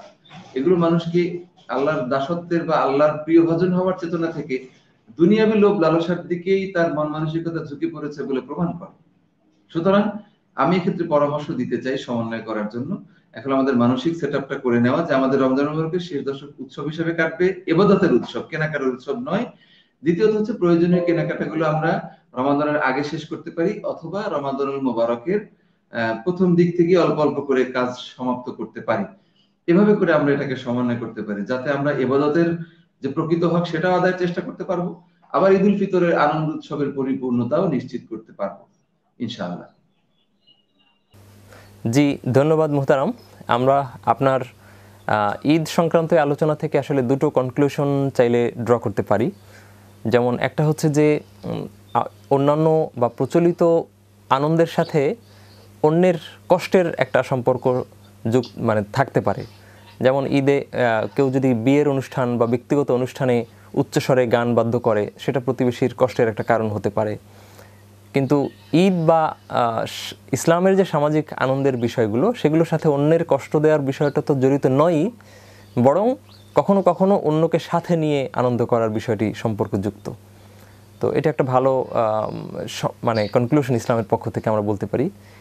দ্বিতীয় আরেকটা আমরা বিধান আপনার কাছ থেকে যেটা বুঝলাম, বা একটা বিষয় আমরা রাষ্ট্রীয় বা সামাজিক যারা সিদ্ধান্ত গ্রহণকারী তাদের সামনে উপস্থাপন করতে পারি, যে যেহেতু রমাদানের শেষ অংশটুকু হচ্ছে ইসলামের যে একটা গুরুত্বপূর্ণ বিষয় কদর, এই কদরের রাত সন্ধানের একটা সময়, তো সেই সময়টা কেনাকাটার মানুষ যে ব্যস্ত হয়ে যায়, সেখান থেকে মানুষকে যদি আমরা রুখসাত দিতে চাই, তাহলে কেনাকাটার বিষয়টা শুরুতে যদি নিয়ে আসা যায়, প্রতিষ্ঠানগুলো যদি ঈদের বোনাসটা আগে দিয়ে দেয়, রাষ্ট্রীয় সরকারিভাবে যদি ঈদের বোনাসটা আগে দেওয়ার একটা বিষয় ব্যবস্থা করে দেওয়া হয়, তাহলে মানুষেরা রমাদানের আগেই কেনাকাটা সেরে রাখার চিন্তা করতে পারে, বা রমাদানের শুরুতেই কেনাকাটাটা শেষ করে রাখতে পারে। তো ধন্যবাদ মুহতারাম। আমরা এবার আপনার কাছ থেকে আরেকটা প্রশ্ন একটু জেনে নিচ্ছি। আমরা এ পর্যায়ে মাসালাগত কিছু বিষয়ে দর্শকরা আগে থেকে আমাদেরকে কিছু প্রশ্ন জানিয়ে রেখেছিলেন, সেই বিষয়গুলো কয়েকটা প্রশ্ন আপনার সামনে উপস্থাপন করব। তো শুরুতেই আমি ফয়সাল বিন আহমেদ এর একটা প্রশ্ন আপনার সামনে তুলে ধরছি। তিনি বলেছেন যে রোজাদারদের যে ইফতার করানোর একটা তাকিদ রয়েছে, তো সেই ইফতারটা ঠিক কতটুকু করানো উচিত, এটা যদি আমাদেরকে একটু পরিষ্কার করতেন। আচ্ছা, যে ক্ষেত্রে যে হাদিসটি আমরা উল্লেখ করতে পারি, রাসূল করিম সাল্লাল্লাহু আলাইহি সাল্লাম বর্ণনা করেছেন, মান ফাত্তারা সাইমান কুতিবা লাহু মিসলু আজরিহি ইল্লা আন্নাহু লা ইয়ানকুসু মিন আজরি সাইম শাই। সুনান তিরমিজি শরীফের হাদিস। তো এখানে আমরা যে হাদিসটি দেখতে পাচ্ছি, রাসূল করিম সাল্লাল্লাহু আলাইহি সাল্লাম বলছেন, যদি কোনো ব্যক্তি সায়েমকে, রোজাদারকে ইফতার করায়, উক্ত সওয়াবের সমপরিমাণ সওয়াব, রোজাদারের সমপরিমাণ সওয়াব ওই ব্যক্তি পেয়ে যাবেন, ইফতার করানো ব্যক্তি।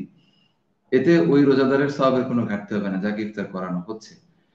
এখন সেক্ষেত্রে আমরা বুঝতে পারছি যে অন্তপক্ষে ইফতার করানোর সওয়াব বা মর্যাদা হচ্ছে নিজে আরেকটি মানে রোজার পালন করার সওয়াবের মতো। এখন কি পরিমাণ খাওয়ালে সওয়াব হবে, এটার ব্যাপারে যেটা বলা যেতে পারে সেটি হচ্ছে যে আরেকটি হাদিসে এসছে যে একেবারে একটি খেজুর দিয়ে হলেও, একটু পানি দিয়ে হলেও ইফতার করালেও একই সওয়াব পায়। এখানে আসলে পরিমাণটি উল্লেখ্য নয় যে কত পরিমাণ খাওয়ালে সওয়াব হবে। যেই আমি ব্যক্তি হিসেবে যেই যা দিয়ে ইফতার করছি সেগুলো দিয়েও আমরা ইফতার করাতে পারি কাউকে, অথবা যদি একসাথে বসে ইফতার করে থাকি, কাউকে করিয়ে থাকি, তাহলে তো অবশ্যই উচিত হবে এটা সামাজিক দিক থেকে হোক, ধর্মীয় দিক থেকে হোক, যে নিজে যেটা পছন্দ করি বা নিজে যা খাই তাই অন্যের সাথে খাওয়া, শেয়ার করা। সেক্ষেত্রে আমরা যদি কাউকে আমাদের সাথে বসে ইফতার করাই, তাহলে আমরা যা খাচ্ছি, ভালো মন্দ বা কম ভালো যাই খাচ্ছি, তা তার সাথে শেয়ার করাটাই হচ্ছে আমাদের দায়িত্ব, করণীয়। এক্ষেত্রে পরিমাণ উল্লেখযোগ্য নয়। আর যদি আমরা কাউকে ইফতার দিয়ে দিই, সেক্ষেত্রে আমার সামর্থ্যের আলোকে আমি যা দিতে পারি, যতটুকু দিতে পারি, সেটি হচ্ছে আমাদের জন্য ধর্তব্য বিষয়। এখানে খুব বেশি পরিমাণের বিষয়টি গুরুত্বপূর্ণ নয়। এখানে ইখলাস অর্থাৎ ঐকান্তিকতা এবং একটা সওয়াব লাভের আশা, যেটা ইফতারের যে ফজিলতটা লাভের প্রত্যাশা, এটি হচ্ছে গুরুত্বপূর্ণ। আমরা এবার মাসালাগত আরেকটা প্রশ্নের দিকে যাচ্ছি। আমাদের প্রশ্নটি এসছে একজন নারী দর্শকের নিকট থেকে। তো তিনি লিখেছেন যে আমার যমজ বাচ্চা বয়স হচ্ছে 8 মাস এবং দুজনেই ব্রেস্ট ফিডিং করছে। তো ঠিক এই অবস্থায় আসলে আমার পক্ষে রমাদান পালন এবং তারাবি নামাজ পড়া, এই বিষয়টা করা তো খুব কঠিন কাজ, এক্ষেত্রে আমার জন্য করণীয় কি? যেটা গুরুত্বপূর্ণ প্রশ্ন এবং খুবই প্র্যাকটিক্যাল। এরকম আমাদের ফ্যামিলিতে আমাদের বোনেরা এই প্রবলেমটাতে বা এই সমস্যাটা অনেকেই ফিল করে থাকেন। সেক্ষেত্রে ইসলামের দৃষ্টিভঙ্গি হচ্ছে যে যদি বাচ্চার দুধ পান করানোর মধ্যে, এক্ষেত্রে গর্ভবতী নারীরা হোক বা দুগ্ধ পান করানো নারীরা হোক, তাদের এক্ষেত্রে যদি অসুস্থতা বেড়ে যাবার বা দুর্বলতা সৃষ্টি হবার আশঙ্কা থাকে, যে সে দুর্বলতার কারণে স্বাভাবিক জীবনযাপন করতে পারবে না, তাহলে এটাকে অসুস্থতার মধ্যে, যেটা কোরআনে যে রুখসাতটা দেয়া হয়েছে, ফামান কানা মিনকুম মারিদান আও আলা সাফারিন, যে অসুস্থ ব্যক্তি এবং সফররত ব্যক্তি রোজা ভাঙতে পারবে পরবর্তীতে কাজা করা শর্তে। তো এইখানে এই শর্তের মধ্যে পড়ে যাবেন তিনি অসুস্থতার মধ্যে পড়ে যাবেন এবং তিনি রোজা ভাঙতে পারবেন এবং পরবর্তীতে এই রোজা কাজা করে নিতে হবে। এক্ষেত্রে হচ্ছে মানে দুগ্ধ পান করানোর ক্ষেত্রেও যে কথা, গর্ভবতী নারীদের ক্ষেত্রে একই কথা। যদি তাদের অসুস্থতা বৃদ্ধির আশঙ্কায় রোজা ভাঙতে হয়, তাদের ভাঙার মতো সুযোগ রয়েছে শরীয়তে। আর হচ্ছে যে নামাজ এবং মানে নামাজের কথাটা যেটা বলা হচ্ছে, সালাতুত তারাবি সুন্নতে মুআক্কাদা। তো সেক্ষেত্রে একজন আমাদের দেখা গেছে যদি উনি এক্ষেত্রে কিছুটা কম পরিমাণ পড়তে পারেন, যতটুকু ওনার সাধ্যে আছে ততটুকু উনি সাধ্যানুযায়ী আমল করবেন। আল্লাহ তাআলা বলছেন ফাত্তাকুল্লাহ মাসতাতাতুম, যে তোমাদের সক্ষমতা অনুযায়ী তোমরা তাকওয়ার প্র্যাকটিস করো বা আল্লাহর ভীতি অবলম্বন করো, ইবাদত বন্দেগীতে মনোযোগ দাও। তো এখানে যেহেতু এটা সুন্নতে মুআক্কাদা, তো সেক্ষেত্রে উনি যদি কম পরিমাণ পড়তে পারেন তাহলে একটু কম পড়তে পারেন মানে সংখ্যাটা। আবার যদি দেখা গেছে কোনো কারণে যদি উনি যথাসময়ে না পড়তে পারেন, সেক্ষেত্রে একটি মাসালা এভাবে পাওয়া যায় যে দিনের বেলা যদি কাজা করার সুযোগ থাকে, মনে করেন দিনের বেলা নফল সালাত কিছু আদায় করে এটা কাজা স্বরূপ আদায় করবেন, তাও করার ক্ষেত্রে কেউ কেউ মত দিয়েছেন এটা করতে পারবেন। তবে এটার ক্ষেত্রে কথা হচ্ছে যে নিজের আহ শারীরিক সক্ষমতাটা হচ্ছে এখানে গুরুত্বপূর্ণ। তো যদি উনি অসুস্থতা বোধ না করেন তাহলে রোজা ভাঙতে পারবেন। তাহলে দুটো বিষয় এখানে দাঁড়ালে, আমি আবার একটু মানে একসাথে বলছি যে যদি তিনি অসুস্থতার আশঙ্কা থাকে, অসুস্থতা বেড়ে যাওয়ার আশঙ্কা থাকে দুগ্ধ পান করানো কিংবা গর্ভবতী অবস্থায়, তাহলে রোজা ভাঙার সুযোগ আছে, পরবর্তীতে এগুলো কাজা করে নিতে হবে। আর সালাতুত তারাবি আদায়ের ক্ষেত্রে যেহেতু এটা সুন্নতে মুআক্কাদা, তিনি যদি মানে বেশি পরিমাণ আদায় করতে না পারেন, ছোট সূরা দিয়ে অল্প পরিমাণ আদায় করতে পারেন, তাহলে সে আদায় করবেন। একান্ত যদি না, আসলে লম্বা সময় তো পান উনি, হয়তো এশার নামাজের পর থেকে একেবারে শেষ রাত পর্যন্ত, এর মধ্যে যে কোনো সময় তিনি পড়তে পারবেন না বিষয়টি এরকম না। হয়তো এশার পরে পারলেন না, কিন্তু একটু গভীর রাত্রে পড়তে পারেন, সাহারির সময় উঠে পড়তে পারেন, এভাবে আদায় করা যেতে পারে। জি, সম্মানিত উপস্থাপক। জি, ধন্যবাদ। আমরা আরেকজন দর্শকের করা প্রশ্ন আপনার কাছে উপস্থাপন করছি, যে লাইজু আক্তার তিনি বলেছেন যে রোজা থাকা অবস্থায় যদি নারীদের অপবিত্র অবস্থাটা শুরু হয়ে যায়, তো ঠিক সে অবস্থায় তার রোজাটা কি ভেঙে যাবে?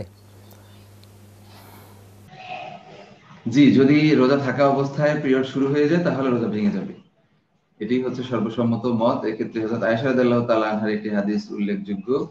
তিনি বলেছেন যে ইন্নাহা সুইলাত হাল তাকদিল হাইদ আস-সাওম, যে তাকে প্রশ্ন করা হয়েছিল যে হায়েজ চলাকালীন সাওম কাজা করতে হবে কিনা এবং সালাত কাজা করতে হবে কিনা, সাওম অস-সালাত, সালাত এবং সাওম হায়েজ চলাকালীন এটা কাজা করতে হবে কিনা।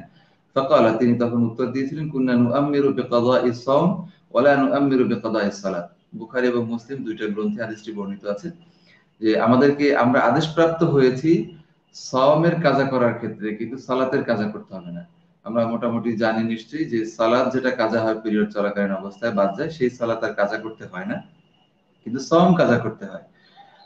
তো যেহেতু সেটা একটা অপবিত্র অবস্থা, ওই অবস্থায় কোনো ধরনের ইবাদতই করার ক্ষেত্রে নিষেধাজ্ঞা আছে, সেহেতু তার সিয়াম ভেঙে যাবে, সাওম ভেঙে যাবে। ইভেন এভাবে আসছে মাসালার কিতাবে যে যদি সূর্যাস্তের কিছুক্ষণ পূর্বেও তার পিরিয়ড শুরু হয়ে যায় তাহলে তার সাওম ভেঙে যাবে। তবে সূর্যাস্তের পরপরই, অর্থাৎ ইফতার গ্রহণের পরপরই যদি তার পিরিয়ড শুরু হয় তাহলে আর সাওম ভাঙবে না। এটি হচ্ছে এক্ষেত্রে মাসালা আর কি। জি, ধন্যবাদ।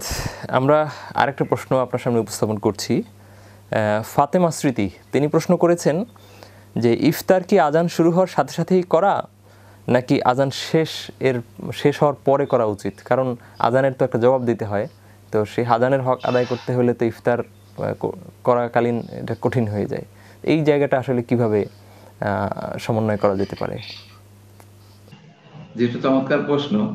এক্ষেত্রে প্রথম কথা হচ্ছে যে ইফতার করতে হলে মানে করাটা একেবারে যে আজানের সাথে সংশ্লিষ্ট তা না, বিষয়টি হচ্ছে সূর্যাস্তের সাথে সংশ্লিষ্ট। যেহেতু আমাদের বর্তমান সময়, আগে তো মানুষজন সূর্যাস্তর সময়টাকে খুঁজে বের করে বা সেই সময়টার দিকে লক্ষ্য রেখে ইফতার করতেন, যখন এখনকার সময় এত বেশি মাইকে আজানের প্রচলন না ছিল, প্রচলন ছিল না তখনকার সময়। এখন যেহেতু এটার প্রচলন আছে, আমরা আজানটাকেই মূলত ফলো করি, যেহেতু সূর্যাস্তের সাথেই মাগরিবের ওয়াক্ত হয় বা মাগরিবের আজান দেয়া হয়। সেক্ষেত্রে রাসূলের হাদিসের মাধ্যমে আমরা ইতিপূর্বে উল্লেখ করেছি যে তাড়াতাড়ি ইফতার করাটা এটি হচ্ছে মুমিনদের বৈশিষ্ট্য, দেরি করে ইফতার করাটা আহলে কিতাবদের বা পূর্ববর্তী যারা ইহুদি নাসারারা রোজা রাখতো তাদের বৈশিষ্ট্য ছিল। সুতরাং তাড়াতাড়ি ইফতার করাটাই হচ্ছে উত্তম। সেক্ষেত্রে আজান শুরু হওয়ার সাথে বা সূর্যাস্ত শুরু হওয়ার সাথে সাথে ইফতার শুরু করতে হবে, এটি উত্তম বলেই আমরা হাদিস থেকে জানি। আর এক্ষেত্রে একটা সাংঘর্ষিক বিষয় উপস্থাপন করা হয়েছে যে আজানের উত্তর দেওয়াটা এক্ষেত্রে বাধাগ্রস্ত হতে পারে।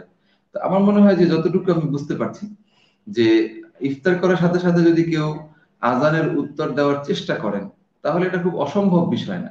যেমন আমরা কিন্তু ইফতার করার সময় বা যে কোনো কিছু খাওয়া দাওয়ার সময় নানান কথাবার্তাও বলি, ব্যক্তিগত কথা বলি, এমনিতেই হাসি ঠাট্টা করি, বা অনেক প্রয়োজনীয় অপ্রয়োজনীয় কথা কিন্তু খাওয়ার সময় বলে থাকি।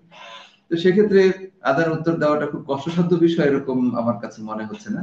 যদি তিনি আন্তরিক থাকেন, চেষ্টা করেন, তাহলে এটা একেবারে যে জোরে জোরে উত্তর দিতে হবে তাও না। তিনি মনে মনে উত্তরের তাসবিহ গুলো তিনি পড়তে পারেন। আমার মনে হয় যে এটি খুব বেশি সমস্যা হবার কথা নয়, যদি তিনি আজানের হক আদায় করতে চান। আসলে আজানের হক বলতে এখানে আমরা যতটুকু হাদিসে পেয়েছি যে একবার মানে রাসূল করিম সাল্লাল্লাহু আলাইহি ওয়াসাল্লাম আজানের ফজিলত বর্ণনা করছিলেন যে আজান যারা দেবে তাদের ফজিলত কি। তখন অন্যান্য সাহাবীরা প্রশ্ন করলেন, ইয়া রাসূলুল্লাহ, যে তাহলে আমরা তো সবাই আজান দিতে পারছি না, আমরা এই ফজিলতটা কিভাবে পাবো? তখন রাসূল করিম সাল্লাল্লাহু আলাইহি ওয়াসাল্লাম বললেন যে তোমরা আজানের উত্তর দাও বা আজানের সাথে তোমরা এই বাক্যগুলো উচ্চারণ করো। তো মূলত ফজিলতটা হচ্ছে এই আজানের উত্তর দেয়া, যে তাতে ওই আজান দানকারী যে মর্যাদা পাবেন আল্লাহ তাআলার কাছে, বা আজান যিনি দিচ্ছেন, আমরা আজান না দিয়েও এর উত্তর দেওয়ার কারণে ওই মর্যাদার সম পরিমাণ মর্যাদা পেয়ে যেতে পারে আল্লাহ তাআলার কাছে, যদি আল্লাহ তাআলা আমাদেরকে দান করেন। তো সেক্ষেত্রে যদি এই সওয়াবটা কেউ পেতে চান, মর্যাদা পেতে চান, তাহলে তিনি অবশ্যই ইফতারের ফাঁকে ফাঁকে মনে মনে এই তাসবিহগুলো পড়তে পারেন, যার মাধ্যমে আজানের উত্তর দেয়া হয়। জি, ধন্যবাদ। ভালো একটা সমাধান আপনি দিয়েছেন যে আমরা এক্ষেত্রে মুখে উচ্চারণ করার প্রয়োজন নেই, আমরা মুখ দিয়ে আমাদের খাওয়ার বা ইফতারের কাজ চলতে থাকবে, আর সেই সাথে আজানটা মনে মনে উত্তর আমরা দিতে পারবো। তো মোহতারাম, আপনার প্রশ্ন থেকে আমি একটা বিষয় একটু পরিষ্কার হতে চাচ্ছি, যে আপনি বলেছেন পূর্ববর্তী যারা রোজা রাখতো বা সিয়াম পালন করত, তো সেই ইহুদি কিংবা আহলে কিতাব যারা, তো তারা দেরি করে ইফতার করতো, আর আমাদেরকে রাসূল সাল্লাল্লাহু আলাইহি ওয়াসাল্লাম আগে ইফতার করতে বলেছেন।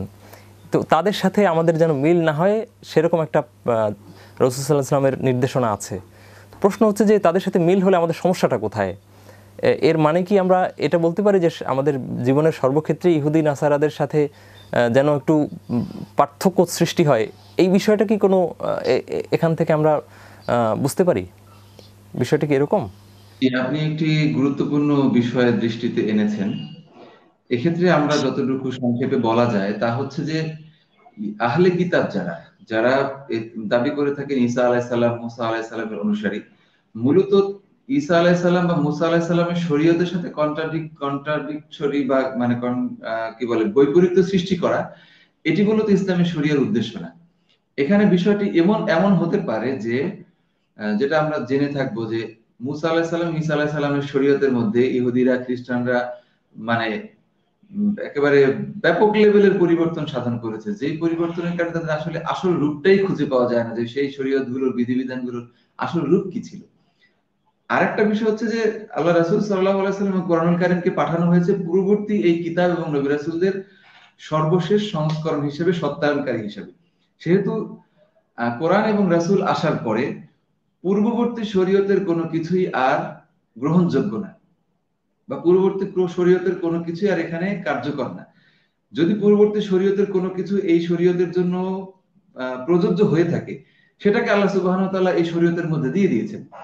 যেমন আমরা দেখতে পাচ্ছি যে কোরবানির বিষয়টি এসেছে হযরত ইব্রাহিম আলাইহিস সালামের কাছ থেকে। তো হযরত ইব্রাহিম আলাইহিস সালামের এই গুরুত্বপূর্ণ ইবাদতটি বা তার এই গুরুত্বপূর্ণ ঐতিহাসিক স্মৃতিটি ধরে রাখার জন্য আল্লাহ তাআলা আমাদের শরীয়ত রাসূল করিম সাল্লাল্লাহু আলাইহি ওয়াসাল্লামের জন্য এটিকে অবধারিত করে দিয়েছেন। তাহলে আমরা এটা জেনে রাখবো যে যেই পরবর্তী নবী রাসূলদের যে সুন্নাহগুলো, যেই কর্মপদ্ধতিগুলো বা তাদের যে আমলগুলো, তাদের যে নির্দেশনাগুলো ইসলামী শরীয়তেও প্রযোজ্য, সেগুলো আল্লাহ তাআলা এবং তার রাসূল আমাদেরকে অবশ্যই দিয়ে দিয়েছেন।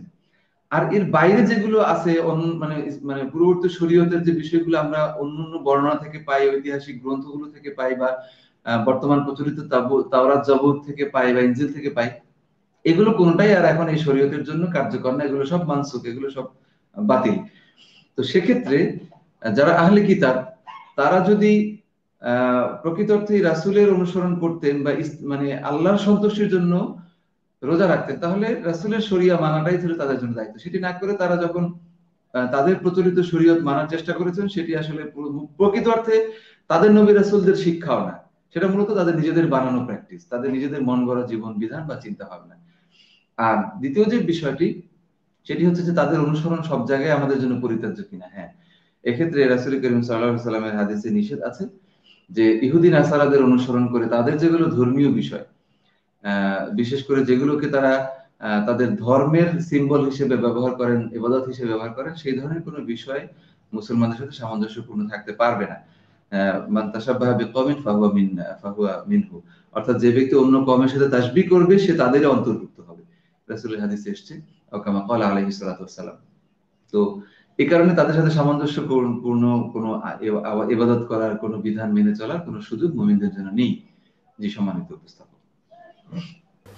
জি, ধন্যবাদ। তার মানে হচ্ছে যে ইহুদি বা আহলে কিতাবদের সাথে বৈসাদৃশ্য রাখাটা বা ইসলামের স্বাতন্ত্র্যটাকে তুলে ধরাটাও এটা ইবাদতেরই একটা অংশ বা উম্মতে মুহাম্মদীদের একটা দায়িত্ব। জি, ধন্যবাদ। আমরা এবার আরেকটা প্রশ্নের জবাব আপনার কাছ থেকে একটু জেনে নেব। প্রশ্নটি করেছেন আব্দুল হামিদ। তো তিনি জানতে চেয়েছেন যে রোজা অবস্থায় ইনসুলিন নেওয়া যাবে কিনা। আপনি জানেন যে যাদের ডায়াবেটিসের সমস্যাটা আছে, তো তাদের ক্ষেত্রে ইনসুলিনটা নিতে হয় খাবার আগে, তো ইনসুলিন নেওয়া যাবে কিনা। এবং তিনি সাথে সাথে আরও একটি প্রশ্ন করেছেন যে করোনার টিকা নেওয়ার কাজটি রোজার অবস্থায় করার সুযোগ আছে কিনা। জি, এক্ষেত্রে একটা মূলনীতি আমরা মনে রাখতে পারি। এক কথা উত্তর হচ্ছে ইনসুলিন নেওয়া যাবে। আর একটা মূলনীতি মনে রাখবো, যেই সমস্ত যেমন ইনহেলার, ইনসুলিন, এই টাইপের যে বিষয়গুলো আছে, যেগুলো খাদ্যের পরিপূরক হিসেবে ব্যবহৃত না হয়, যে মেডিসিন গুলো যেহেতু এখানে পানাহার থেকে বিরত থাকতে বলা হয়েছে, ইনসুলিন তো এক ধরনের অক্সিজেন। আমরা তো আমাদের জন্য রোজা অবস্থায় অক্সিজেন নেওয়া বৈধ না, নিষিদ্ধ না। তো এই ইনসুলিন নেওয়ার ক্ষেত্রে মানে যে বিষয়গুলো বা যে মেডিসিন গুলো পানাহারের বা মুখ দিয়ে খেতে হবে, অথবা নাক দিয়ে প্রবেশ করানো হবে ভিতরে, অথবা যেগুলো পানাহারের বিকল্প, সেই মেডিসিন গুলো ব্যবহার করা যাবে না। কিন্তু এই যে ধরনের বিষয়গুলো অক্সিজেন, ইনসুলিন, ইনহেলার, এইগুলো ব্যবহার করা যাবে বলেই স্কলারগণ বা যারা ফতোয়া দেওয়ার এখতিয়ার রাখেন, বিশেষজ্ঞ ওলামাগণ মত দিয়েছেন, যেহেতু এটা পানাহারের পারপাস সার্ভ করে না। এবং করোনার টিকাটা আসলে একেবারেই লেটেস্ট ভার্সন, তো এই ব্যাপারে যদি এ ব্যাপারে আসলে চিকিৎসা বিজ্ঞান কি বলে আমি পুরোপুরি ক্লিয়ার না। এক্ষেত্রে ওই মূলনীতিটা জানতে হবে চিকিৎসকের মাধ্যমে, যে যদি এটা মানে কি বলে যে খাবারের চাহিদা যদি পূরণ না করে থাকে, তাহলে এটি অবৈধ না। সকল ধরনের ইনজেকশনের ক্ষেত্রে এরকম একটি মতামত আছে মুফতিদের বা যারা ইমামগণ, তাদের মতামত আছে যে যেটা খাবারের চাহিদা পূরণ করবে না সেটা নেওয়া যাবে। তো সেক্ষেত্রে যদি করোনার টিকা যদি ওই রকমই হয়, ওই ইনসুলিন ধরনেরই, বা তাহলে সেটি নেওয়া যেতে পারে, যেটা মানে রক্তের মধ্যে মিশবে না, মাংসে গোশতে যাবে, গোশতে চামড়ায় যাবে, সেটা নেওয়া যাবে। এরকম একটি মতামত মাসআলা আছে বলে আমরা জানি আর কি। জি, ধন্যবাদ। আমরা বিষয়টা পরিষ্কার হলাম। তো এরপরে আরেকটা প্রশ্নটি করেছেন হাবিবুর রহমান। তো তিনি জানতে চেয়েছেন যে তারাবির নামাজ না পড়লে রোজা হওয়া না হওয়ার কোনো বিষয় আছে কিনা আর কি। এখন এই না পড়াটা বিপদে পড়েও হতে পারে, অথবা অবহেলার কারণে হতে পারে, ব্যস্ততার কারণে হতে পারে। এক্ষেত্রে একটা লক্ষণীয় বিষয় হচ্ছে যে তারাবি রোজা শুদ্ধ হওয়া না হওয়ার সাথে শর্তযুক্ত না। তারাবি আলাদা একটা ভিন্ন ইবাদত, এটা রোজার শর্তের মধ্যে নেই, সেক্ষেত্রে রোজা হয়ে যাবে। তবে তারাবি না পড়ার যে ফজিলত, সেটা থেকে বঞ্চিত হবেন, না পড়ার গুনাহ তিনি ভোগ করবেন, কিন্তু রোজা হয়ে যাবে আর কি। সালাতুত তারাবিটা তো সুন্নতে মুআক্কাদা, একটা সুন্নতে মুআক্কাদা তরকের যে পানিশমেন্ট সেটি বা জবাবদিহিতা সেটির মুখোমুখি তিনি হবেন, আবার এটা আদায় করলে যে সেই ফজিলতটা তিনি পাবেন। কিন্তু যদি আহ এটাকে রোজার সাথে কোনো শর্তযুক্ত বিষয় না, সেহেতু তার রোজা হয়ে যাবে, সিয়াম হয়ে কমপ্লিট হবে। জি, ধন্যবাদ। তো আরেকটি প্রশ্ন করেছেন আমাদের একজন দর্শক, তিনি বলেছেন, তিনি ফখরুল ইসলাম, তিনি লিখেছেন যে রোজা রাখা অবস্থায় কারো যদি রোজা রেখে ঘুমন্ত অবস্থায় গোসল ফরজ হয়ে যায়, তো এই অবস্থায় আসলে তার রোজা ভেঙে যাওয়ার কোনো মানে বিষয় আছে কিনা? না, যদি কারো ঘুমন্ত অবস্থায় স্বপ্ন দোষ হয় বা রোজা ভেঙে যাবার এই উপলক্ষটি তৈরি হয়, তাহলে তার রোজা ভাঙবে না। তিনি ঘুম থেকে উঠে গোসল করার মাধ্যমে ফরজ গোসলের যে ফরজ সেটি আদায় করার মাধ্যমে পুতু পবিত্র হতে পারবেন, তার রোজা ভাঙবে না, যেহেতু এটি তার এখতিয়ারের বাইরে একটি বিষয়, তার ইচ্ছাধীন নয়। যদি কেউ ইচ্ছা করে বীর্যপাত করেন তাহলে তার রোজা ভেঙে যাবে, কিন্তু স্বপ্ন দোষ হওয়ার মধ্য দিয়ে যদি কারো ফরজ গোসল ফরজ হয় তাহলে তার রোজা ভাঙবে না। জি, মাহবুব রহমান একটা প্রশ্ন করেছেন যে ফরজ গোসল কি সেহরির পরে করা যাবে কিনা? জি, এক্ষেত্রে ফরজ গোসল সেহরির পরে করা যাবে, তবে আগে করে নিতে পারলে সেটা ভালো, কারণ সেহরি একটা ইবাদত।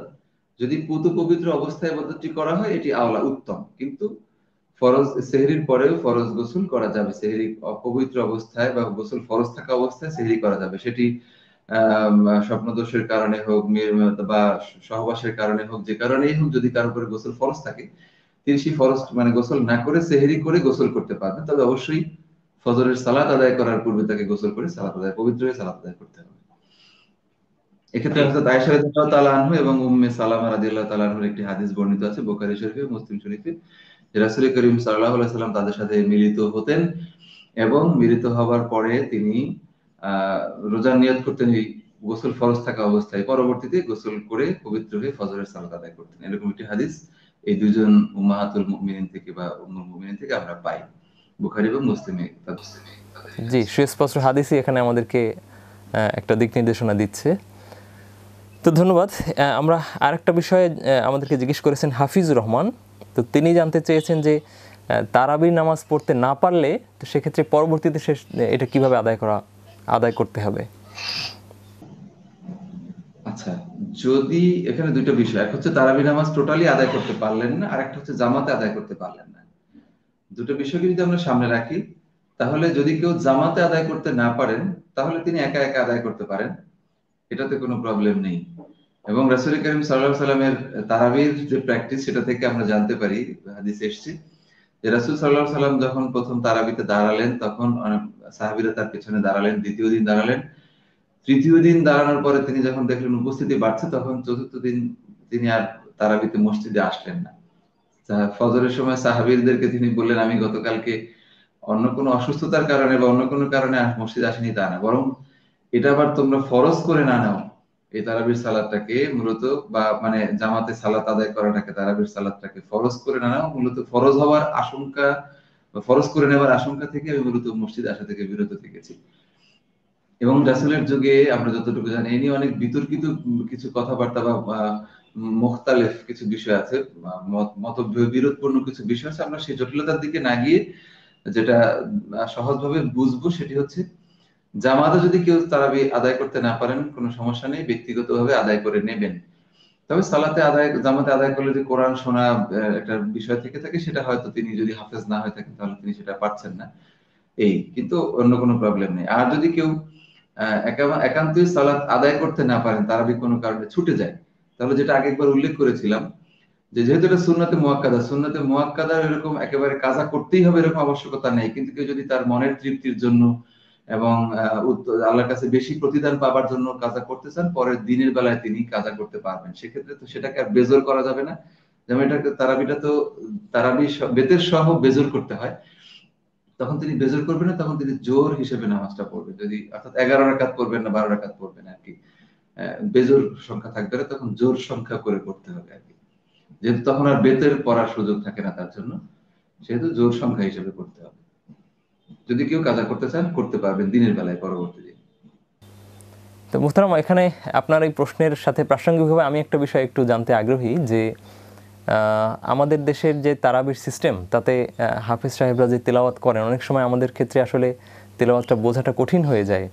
তো এক্ষেত্রে আমরা যদি কখনো এমন করি যে তেলাওয়াতটা মানে মসজিদে জামাতের সাথে তারাবি না পড়ে আমার যে নিজের কিছু মুখস্থ আছে সেগুলোকে বুঝে বুঝে, যেহেতু আমার মুখস্থ আছে, আমি ঘরে যদি নিজের মতো করে পড়ি, যে মসজিদে গিয়ে আমি তেলাওয়াতটা বুঝতে পারছি না, তো এই ক্ষেত্রে এই সিদ্ধান্তটা কতটুকু গ্রহণযোগ্য হতে পারে?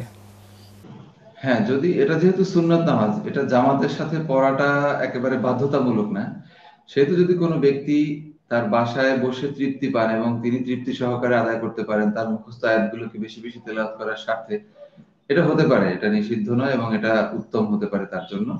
এবং তিনি যদি ইখলাসের সাথে কাজটি করেন, নিশ্চয়ই তিনি প্রতিদান পেয়ে যাবেন। এটা আমি যতটুকু জানি বা বুঝি, এতে সমস্যা নেই।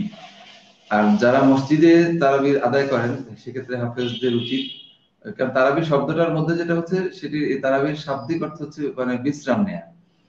এবং রাসূল করিম সাল্লাল্লাহু আলাইহি ওয়াসাল্লাম, আয়েশা রাদিয়াল্লাহু তাআলা বর্ণিত হাদিসে এসেছে রাসূল 4 রাকাত পড়তেন এবং তিনি বলছেন এভাবে যে এটার সৌন্দর্য এবং ধীরগতিতা নিয়ে প্রশ্নের অবকাশ নেই। মানে রাসূল এত চমৎকার করে দীর্ঘ সময় নিয়ে ধীরে সুস্থে নামাজটা খুব তৃপ্তি সহকারে, যেমন আমরা হয় কি, যেমন আমরা একটু উদাহরণ দিলে বলতে পারি, যেমন যে খাবারটা খুব সুস্বাদু হয়, সেই খাবারটা কিন্তু আমরা একটু অল্প অল্প মানে খাইতে মনে চায় অনেক, কিন্তু আমরা কিন্তু একটু তৃপ্তি করে করে একটু সময় নিয়ে কিন্তু খাবারটা খাই, যাতে করে এটার মানে স্বাদের ফিলিংসটা আমরা খুব বেশি উপলব্ধি করতে পারি।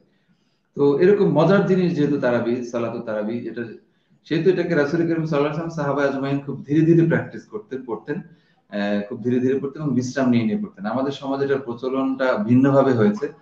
আমাদের সমাজে তারাবির অর্থ দাঁড়িয়েছে তাড়াতাড়ি, কিন্তু এটার শাব্দিক অর্থ হচ্ছে বিশ্রাম। তো সেক্ষেত্রে আমাদের এই সমাজের মানুষের প্রকৃত তাৎপর্য ইবাদতে সেটা উপলব্ধি করার ব্যাপার আছে এবং এগুলোর ক্ষেত্রে নিশ্চয়ই আলেমদেরকে ভূমিকা পালন করতে হবে। এই যে তাড়াতাড়ি পড়ার প্রবণতা, আমি মনে করি এক্ষেত্রে স্বাভাবিক বা সাধারণ মুসল্লিদের চেয়ে আলেমদের দায় অনেক বেশি, আমি মনে করি। কারণ তারাই হয়তো আমাদের মধ্যে কোনো না কোনো পর্যায়ে এই অভ্যাসটা তৈরি করে দিয়েছেন, দ্রুত পড়ার অভ্যাস। এটা মুসল্লিরা, এটা সকল ক্ষেত্রে ইসলামের যে সমস্ত বিদআত গুলো প্রবেশ করেছে বা যে সমস্ত অসামঞ্জস্যতা গুলো প্রবেশ করেছে, আমার কাছে মনে হয়, এটা আমার একটা একেবারেই একান্ত ব্যক্তিগত উপলব্ধি, যে এই ইসলামের মধ্যে যে বিকৃতিগুলো বা যে ধরনের আহ কি বলে যে সুন্নাহ পরিপন্থী বিষয়গুলো প্রবেশ করেছে, এগুলো সাধারণ মানুষের এক্ষেত্রে দায়ের চেয়ে আলেম ওলামাদের দায় বেশি, যারা এই কাজগুলোতে মানুষদের উৎসাহিত করেছে বলে আমার কাছে মনে হয়। জি, আলেম ওলামাদের পক্ষ থেকে আপনি দায় গ্রহণ করেছেন, এটাও একটা ভালো দিক। দায় বেশি, কারণ আমি এক্ষেত্রে নিজে কিছু কিছু ক্ষেত্রে উপলব্ধি করছি যে আমাদেরই দায়টা বেশি। কারণ আমরা মানুষকে এই ধরনের অনেক ভাবে মিসগাইড করে থাকি, সেটা কোনো কোনো সময় জেনে বুঝে করে থাকি, না জেনেও করে থাকি, অনেক সময় আবার আবেগের বশবর্তী হয়ে করে থাকি, অতিরিক্ত ভক্তি শ্রদ্ধা প্রদর্শন করতে গিয়ে বা পেতে গিয়ে কাজটা করে থাকি। তো আমি এই জন্য মনে করি, এটা আমার ব্যক্তিগত উপলব্ধি, এক্ষেত্রে নিশ্চয়ই কেউ ভিন্ন মত পোষণ করার সুযোগ আছে, যে এই বিষয়গুলো তৈরির ক্ষেত্রে, সুন্নাহ পরিপন্থী বিষয়গুলো তৈরির ক্ষেত্রে সাধারণ মানুষের চেয়ে আলেমদের দায় বেশি। আমরা মানুষকে প্রকৃত বিষয়গুলো জানাতে, উপলব্ধি করাতে হয়তো সক্ষম হইনি। জি, ধন্যবাদ মুহতারাম। আমরা পরের প্রশ্নে চলে যাচ্ছি। এবারের প্রশ্নটি করেছেন জনাব তৌহিদুল ইসলাম। তিনি লিখেছেন যে রোজা রাখা অবস্থায় ঠিক স্বামী স্ত্রীর মধ্যে কতটুকু নৈকট্য ইসলাম অনুমোদন করে, এটা যদি একটু পরিষ্কার করতেন। রোজা অবস্থায় স্বামী স্ত্রী সহবাস ছাড়া বাকি কাজ, মানে বাকি তাদের স্পর্শ করা বা একজন আরেকজনের সাথে ঘনিষ্ঠ হয়ে বসা, তাকানো, এগুলো ইভেন যেটাকে রাসূলের হাদিসে এসেছে, যে বুখারী শরীফের হাদিস, কারণ রাসূলুল্লাহ সাল্লাল্লাহু আলাইহি ওয়াসাল্লাম, এটা আয়েশা রাদিয়াল্লাহু তাআলা কর্তৃক বর্ণিত হাদিস, সম্ভবত রাবীর নাম আমার পুরোপুরি খেয়াল নেই, যে ইয়াকবালু ওয়া হুয়া সাইম, ইয়াকবিলু ওয়া হুয়া সাইম, যে আল্লাহ রাসূল সাল্লাল্লাহু আলাইহি ওয়াসাল্লাম যখন মানে তিনি ছিলেন রোজাদার অবস্থায়, তখন তিনি চুম্বন করেছেন স্ত্রীকে। তো সেক্ষেত্রে বোঝা যায়, এবং এই হাদিসের পরবর্তী অংশে এসেছে যে তিনি তাকে নিয়ন্ত্রণ করতে সক্ষম ছিলেন। অর্থাৎ তিনি চুম্বন করেছেন ঠিকই, কিন্তু এক্ষেত্রে তার পরবর্তী তার অগ্রসর হবার ক্ষেত্রে তিনি নিজেকে নিয়ন্ত্রণ করেছেন। এক্ষেত্রে মাসআলা হচ্ছে, স্ত্রীকে যদি কেউ চুম্বন করে, সেটাও করার সুযোগ আছে, স্পর্শ তো করা যাবেই, কিন্তু যদি এর মাধ্যমে আকৃষ্ট হয়ে বা তার মধ্যে আগ্রহের সৃষ্টি হয়ে যদি এটি মিলনের পর্যায়ে চলে যাওয়ার আশঙ্কা থাকে, তাহলে অবশ্যই এই সমস্ত কাজগুলো থেকে নিজেকে পরহেজ করতে হবে, বিরত রাখতে হবে। অন্যথায় রোজার কোনো সমস্যা নেই।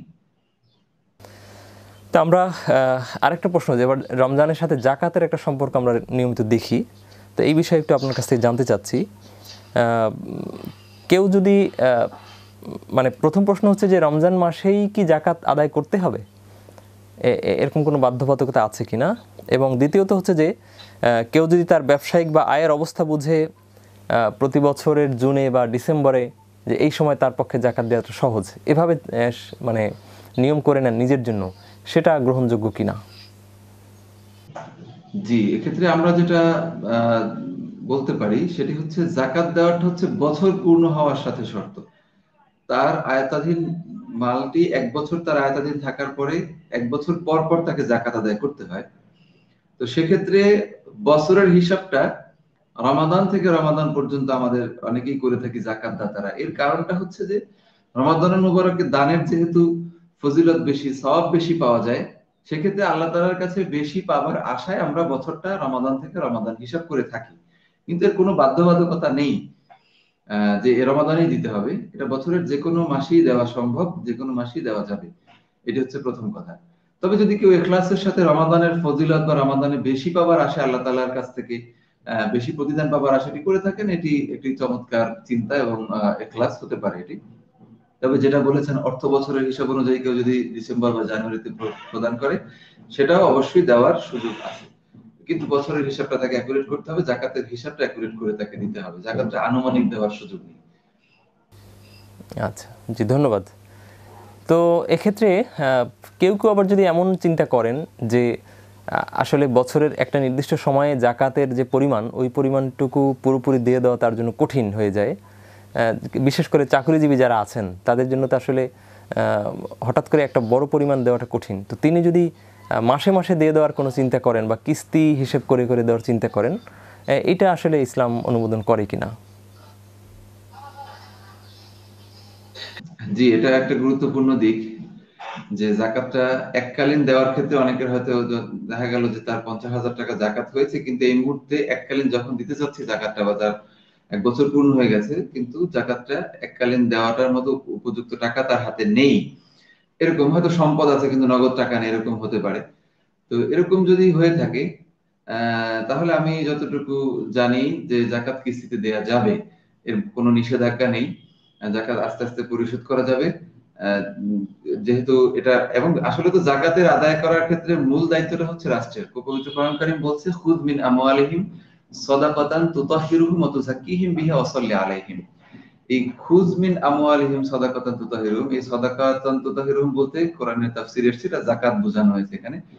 তো এই যাকাত আদায় করার অথরিটি হচ্ছে মূলত রাষ্ট্র।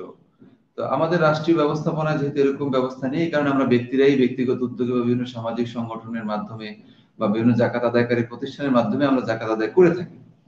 তো সেক্ষেত্রে যদি রাষ্ট্রীয় উদ্যোগে জাকাতটি আদায় করা হয়, তাহলে রাষ্ট্র যদি এই পদ্ধতি রাখে যে এককালীন দিতে হবে, তাহলে এককালীন দিতে হবে। রাষ্ট্র যদি জনগণের সুবিধার জন্য কিস্তি আদায় করার সুযোগ করে দেয়, তাহলে দেওয়া যেতে পারে। তো সরকারি দৃষ্টিকোণ থেকে কিস্তি আদায় করাতে কোনো অসুবিধা আছে বলে আমি মনে করি না, বা আমার কাছে এরকম কোনো তথ্য নেই যে এটা নিষেধ। যেহেতু এটা নিষেধ, কোন তথ্য, শরীয়তের একটা উসুল হলো যে কোনো জিনিসে যদি নিষেধাজ্ঞা না পাওয়া যায়, আমি জানি না সেটা না, এমনিতেই শরীয়তে কোনো জিনিসে যদি নিষেধাজ্ঞা না থাকে স্পষ্ট, তাহলে সেই জিনিস জায়েজ পর্যায়ে থাকে। তো যেহেতু এরকম নিষেধাজ্ঞার কোনো হাদিস বা নির্দেশনা আমার জানা নেই, তো সেক্ষেত্রে আমি মনে করি যে এটি দেওয়া যেতে পারে, যে জাকাত কিস্তিতে আদায় করা যেতে পারে সুবিধার জন্য। তবে অবশ্যই সেটি পরিপূর্ণ আদায় মানে দেখা গেছে যে ডিউ না করে দেয়। তবে এক্ষেত্রে আমাদের একটা বিষয় লক্ষণীয়, একটু উত্তম হিসেবে খেয়াল রাখতে হবে যে আমার উপরে এখন জাকাত ফরজ হয়েছে, আমি যদি কিস্তিতে আদায় করতে চাই, তাহলে দেখা যাবে যে জাকাত আদায় করার পূর্বেই যদি আমি কোনো কারণে আল্লাহ না আমার হায়াত শেষ হয়ে যাবে, যদি আল্লাহর দরবারে চলে যেতে হয় আমাকে, তাহলে আমি জাকাত অনাদায় অবস্থায় চলে যাব। আমাদের ওয়ারিশরা যদি সেটা আদায় করে না দিয়ে থাকে, আমি জবাবদিহিতার মুখোমুখি হয়ে যেতে পারি আল্লাহ তাআলার দরবারে যে আল্লাহ আমাদেরকে মাফ করেন। সেক্ষেত্রে এককালীন আদায় করে দেওয়ার চেষ্টা করাটাই যুক্তিসঙ্গত এবং উত্তম। তাহলে এই আশঙ্কাটা কম থাকবে যে আমার জাকাত অনাদায়ী অবস্থায় আমি আল্লাহ তাআলার কাছে হাজির হয়ে যাব, এরকম আশঙ্কাটা কম থাকবে। জি, সম্মানিত উপস্থাপক। জি, ধন্যবাদ মুহতারাম। আমরা একেবারে শেষ প্রান্তে চলে এসেছি। আমরা এখন আপনার লাস্ট একটা প্রশ্ন আপনার কাছে একটু জানবো উত্তর। সেটা হলো যে রমাদানের সাথে তো ফিতরার একটা সম্পর্ক জড়িত। ঈদের আগেই ফিতরা দিয়ে দিতে হয়, এরকম একটা তথ্যই আমরা জানি। তো সেক্ষেত্রে ফিতরার পরিমাণ আমরা প্রতি বছর শুনি, পত্রপত্রিকায় পাই যে সর্বনিম্ন পরিমাণ 70 টাকা বা 80 টাকা বা 100 টাকা।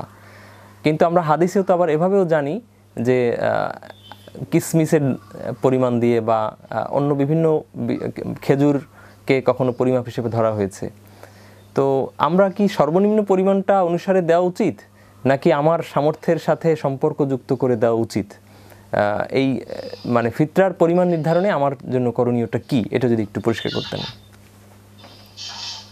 জি, ইসলামের একটি গুরুত্বপূর্ণ বিধান হচ্ছে ফিতরা, সাদাকাতুল ফিত্র, যেটি ঈদুল ফিতর উপলক্ষে দেয়া হয়ে থাকে রমাদানুল মুবারকের শেষাংশে বা বিশেষ করে শেষ ইফতারের পরে। মূলত ইফতারের সাথে কিছুটা সামঞ্জস্যপূর্ণ বিধায়টাকে সাদাকাতুল ফিত্র বলা হয়।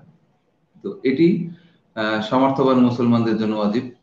সামর্থ্যবান মুসলমান বলতে যেটা লেখার গ্রন্থগুলোতে এসেছে সেটি হচ্ছে যে যাদের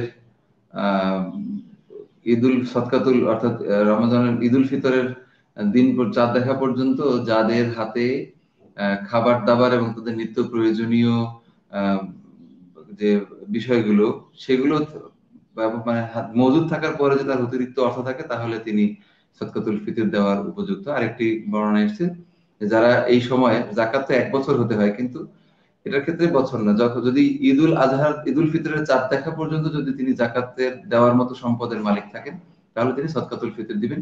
তবে সদকাতুল ফিতরের সাথে জাকাতের একটু পার্থক্য হচ্ছে, সদকাতুল ফিতরটা হচ্ছে সকল বয়সে, অর্থাৎ একেবারে শিশুর জন্য প্রযোজ্য। এই পরিবারের কর্তা যিনি, তার অধীনে যারা রয়েছেন তাদের সবার পক্ষ থেকে সদকাতুল ফিতরটা আদায় করতে হবে। তো এটা হচ্ছে সংক্ষিপ্ত দুই একটা মাসালা। আরেকটা বিষয় হচ্ছে যে আমি প্রশ্নটা একেবারে ক্লিয়ার পাইনি সাউন্ডের কারণে। পরিমাণের বিষয়টা আমি জিজ্ঞেস করেছি যে পরিমাণটা তো আমরা জানি যে 70 টাকা বা 80 টাকা বলে দেওয়া হয় সর্বনিম্ন পরিমাণ। তো এক্ষেত্রে আমরা যাদের সামর্থ্যের চেয়ে বেশি আছে সে কি ওই পরিমাণটা আদায় করবে, নাকি সামর্থ্যের সাথে সাথে তার সাদাকা ফিতরার পরিমাণটা তাকে বাড়াতে হবে? জি, এক্ষেত্রে আমাদের একটা সময় আমরা নিশ্চয়ই খেয়াল করব, বেশ হয়তো আজকে থেকে বছর 5-6 আগেও বা তারও আগে হতে পারে, যে সদকাতুল ফিতরের একটা সংখ্যা উল্লেখ করা হতো যে এবছরের মানে ইসলামিক ফাউন্ডেশন থেকে, যে এবছরের ফিতরের পরিমাণ হচ্ছে এত, সদকাতুল ফিতরের পরিমাণ হচ্ছে এত। কিন্তু ইদানিং কালে বেশ কয়েক বছর ধরেই সদকাতুল ফিতরের সর্বনিম্ন রেঞ্জটা প্রকাশ করা হয় যে সর্বনিম্ন পরিমাণটা হচ্ছে এত।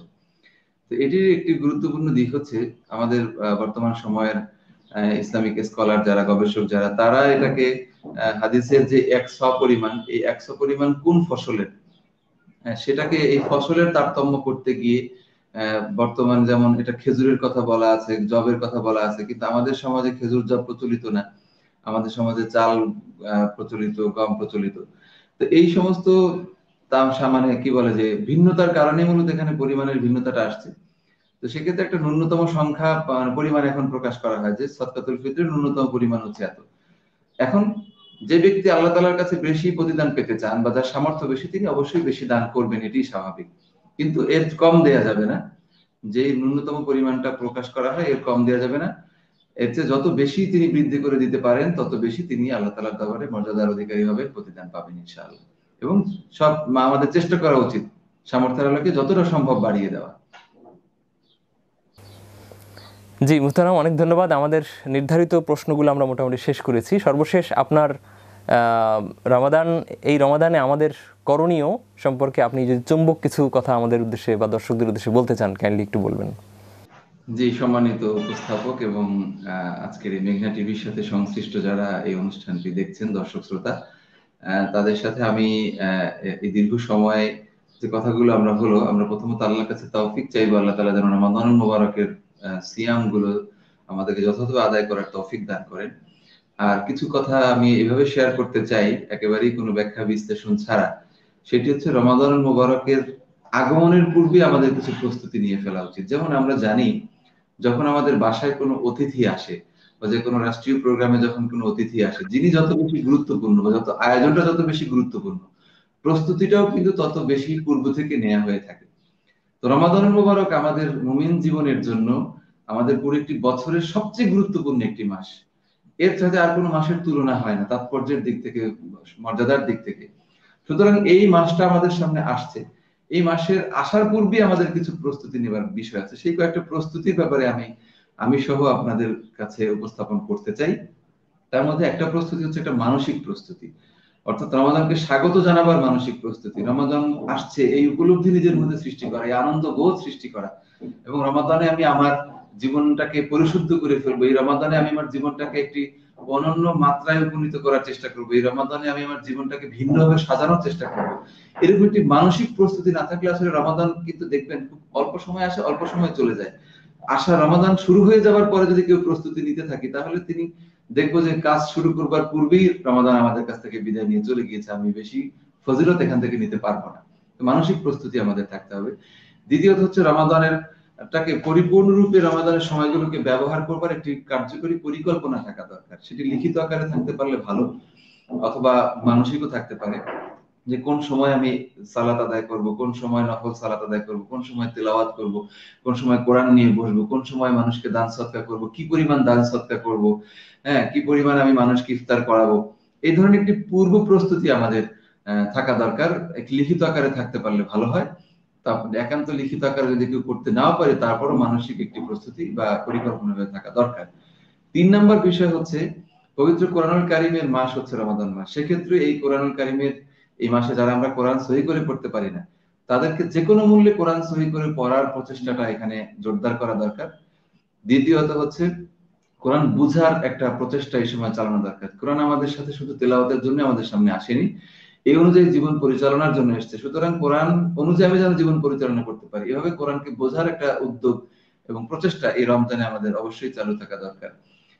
এরপরের যে প্রস্তুতি, সেটি হচ্ছে রমাদান মোবারকে আমাদেরকে বেশি বেশি জিকির আজকার, বেশি বেশি আল্লাহ তাআলার ইবাদত করা, যে আমলগুলো আল্লাহ তাআলা পছন্দ করেন, বিশেষ করে সালাতুত তাহাজ্জুদের প্রস্তুতি রাখা এবং বেশি বেশি সালাতুত তাহাজ্জুদ আদায় করা, গুনাহ মাফের জন্য চেষ্টা করা। সেক্ষেত্রে এই সময়ে নিজের কবিরা গুনাহ থেকে বেশি বেশি তাওবা ইস্তেগফার করা এবং নিজের জীবন থেকে গুনাহকে দূর করবার, গুনাহ মুক্ত জীবন যাপন করবার সিদ্ধান্ত নিয়ে আমাদের জীবন থেকে সগীরা কবিরা গুনাহগুলোকে কাজ থেকে বিরত থাকবার জন্য যে প্রচেষ্টা, সেই প্রচেষ্টা রমজানে জোরদার করা যেতে পারে। কারণ উইলিংলি আমরা রমজানে কিছু গুনাহের কাছ থেকে বিরত থাকি, সেহেতু এই প্র্যাকটিসটাকে জোরদার করার মধ্যে দিয়ে আমরা গুনাহমুক্ত জীবন যাপনের পদক্ষেপ নিতে পারি।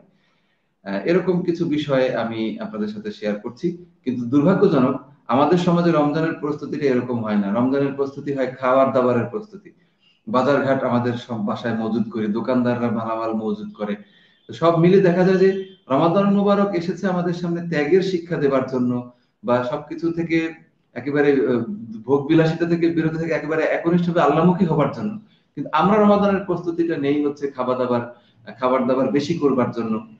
আইটেম কত বেশি করা যায়, কত বেশি এখানে কি কি আইটেম নতুন নতুন তৈরি করা যায়, এই ধরনের একটি প্রস্তুতি আমাদের সমাজে আমরা লক্ষ্য করছি, যেটি আমাদের ইমানি জিন্দেগির সাথে সাংঘর্ষিক এবং রমজানের তাৎপর্যের সাথে সাংঘর্ষিক। আমি এই জন্য আমাদের দর্শক শ্রোতাদের উদ্দেশ্যে বিনীতভাবে আরজ করতে চাই যে রমাদান মুবারকের প্রস্তুতিটা রাসূল এবং সাহাবা আজমাইন যেভাবে নিতেন, আমাদেরকে সেভাবে নিতে হবে, এবং রমাদান মুবারক তারা যেভাবে ব্যবহার করতেন সময়গুলোকে, আমাদেরকে সেভাবে ব্যবহার করতে হবে। সুতরাং সেক্ষেত্রে একটু নিজেদের জানারও চেষ্টা করতে হবে, এবং আল্লাহ তাআলা যেন সেই অনুযায়ী আমাদের আমল করার তৌফিক দান করেন। সবার কাছে এই প্রত্যাশা ব্যক্ত করে আমি ইতি টানছি। আসসালামু আলাইকুম ওয়া রাহমাতুল্লাহি ওয়া বারাকাতুহু। অনেক ধন্যবাদ মোহতারাম, আপনার এই কথাগুলো আমাদের ব্যবসায়ী সমাজে পৌঁছে যাবে ইনশাআল্লাহ। আর আমাদের দর্শক শ্রোতাবৃন্দ জানার চেষ্টা করবেন, এবং জানার চেষ্টা করতেই তারা এই অনুষ্ঠানে আমাদের সাথে যোগ দিয়েছেন এবং শুনেছেন। আমরা আশা করি এই অনুষ্ঠান তাদের কাজে লাগবে। তো আপনি এত দীর্ঘ সময়ব্যাপী আমাদের অনেকগুলো প্রশ্নের উত্তর দিয়েছেন ধৈর্য ধারণ করে, এই জন্য আপনাকে আন্তরিকভাবে কৃতজ্ঞতা এবং মোবারকবাদ জানাচ্ছি। প্রিয় দর্শক শ্রোতাবৃন্দ, আমরা আমাদের ইসলাম এবং জীবন নিয়ে মেঘনা.টিভির নিয়মিত অনুষ্ঠানের আজকের এই পর্ব এখানে শেষ করতে যাচ্ছি। আশা করি আমাদের এই অনুষ্ঠান আপনাদের জীবনে ইসলামের একটি সুন্দর ছাপ তৈরি করে দেবে ইনশাআল্লাহ। তো পরবর্তী কোনো একটি অনুষ্ঠানে কোনো একটি বিষয় নিয়ে আমরা আবার হাজির হয়ে যাব। আল্লাহ ততদিন আপনাদেরকে ভালো রাখুন, সুস্থ রাখুন। আসসালামু আলাইকুম ওয়া রাহমাতুল্লাহি ওয়া বারাকাতুহু। আল কুরআনের পথ, এই পথই আসল পথ, অন্য পথে অন্য মতে নেই যে রহমত।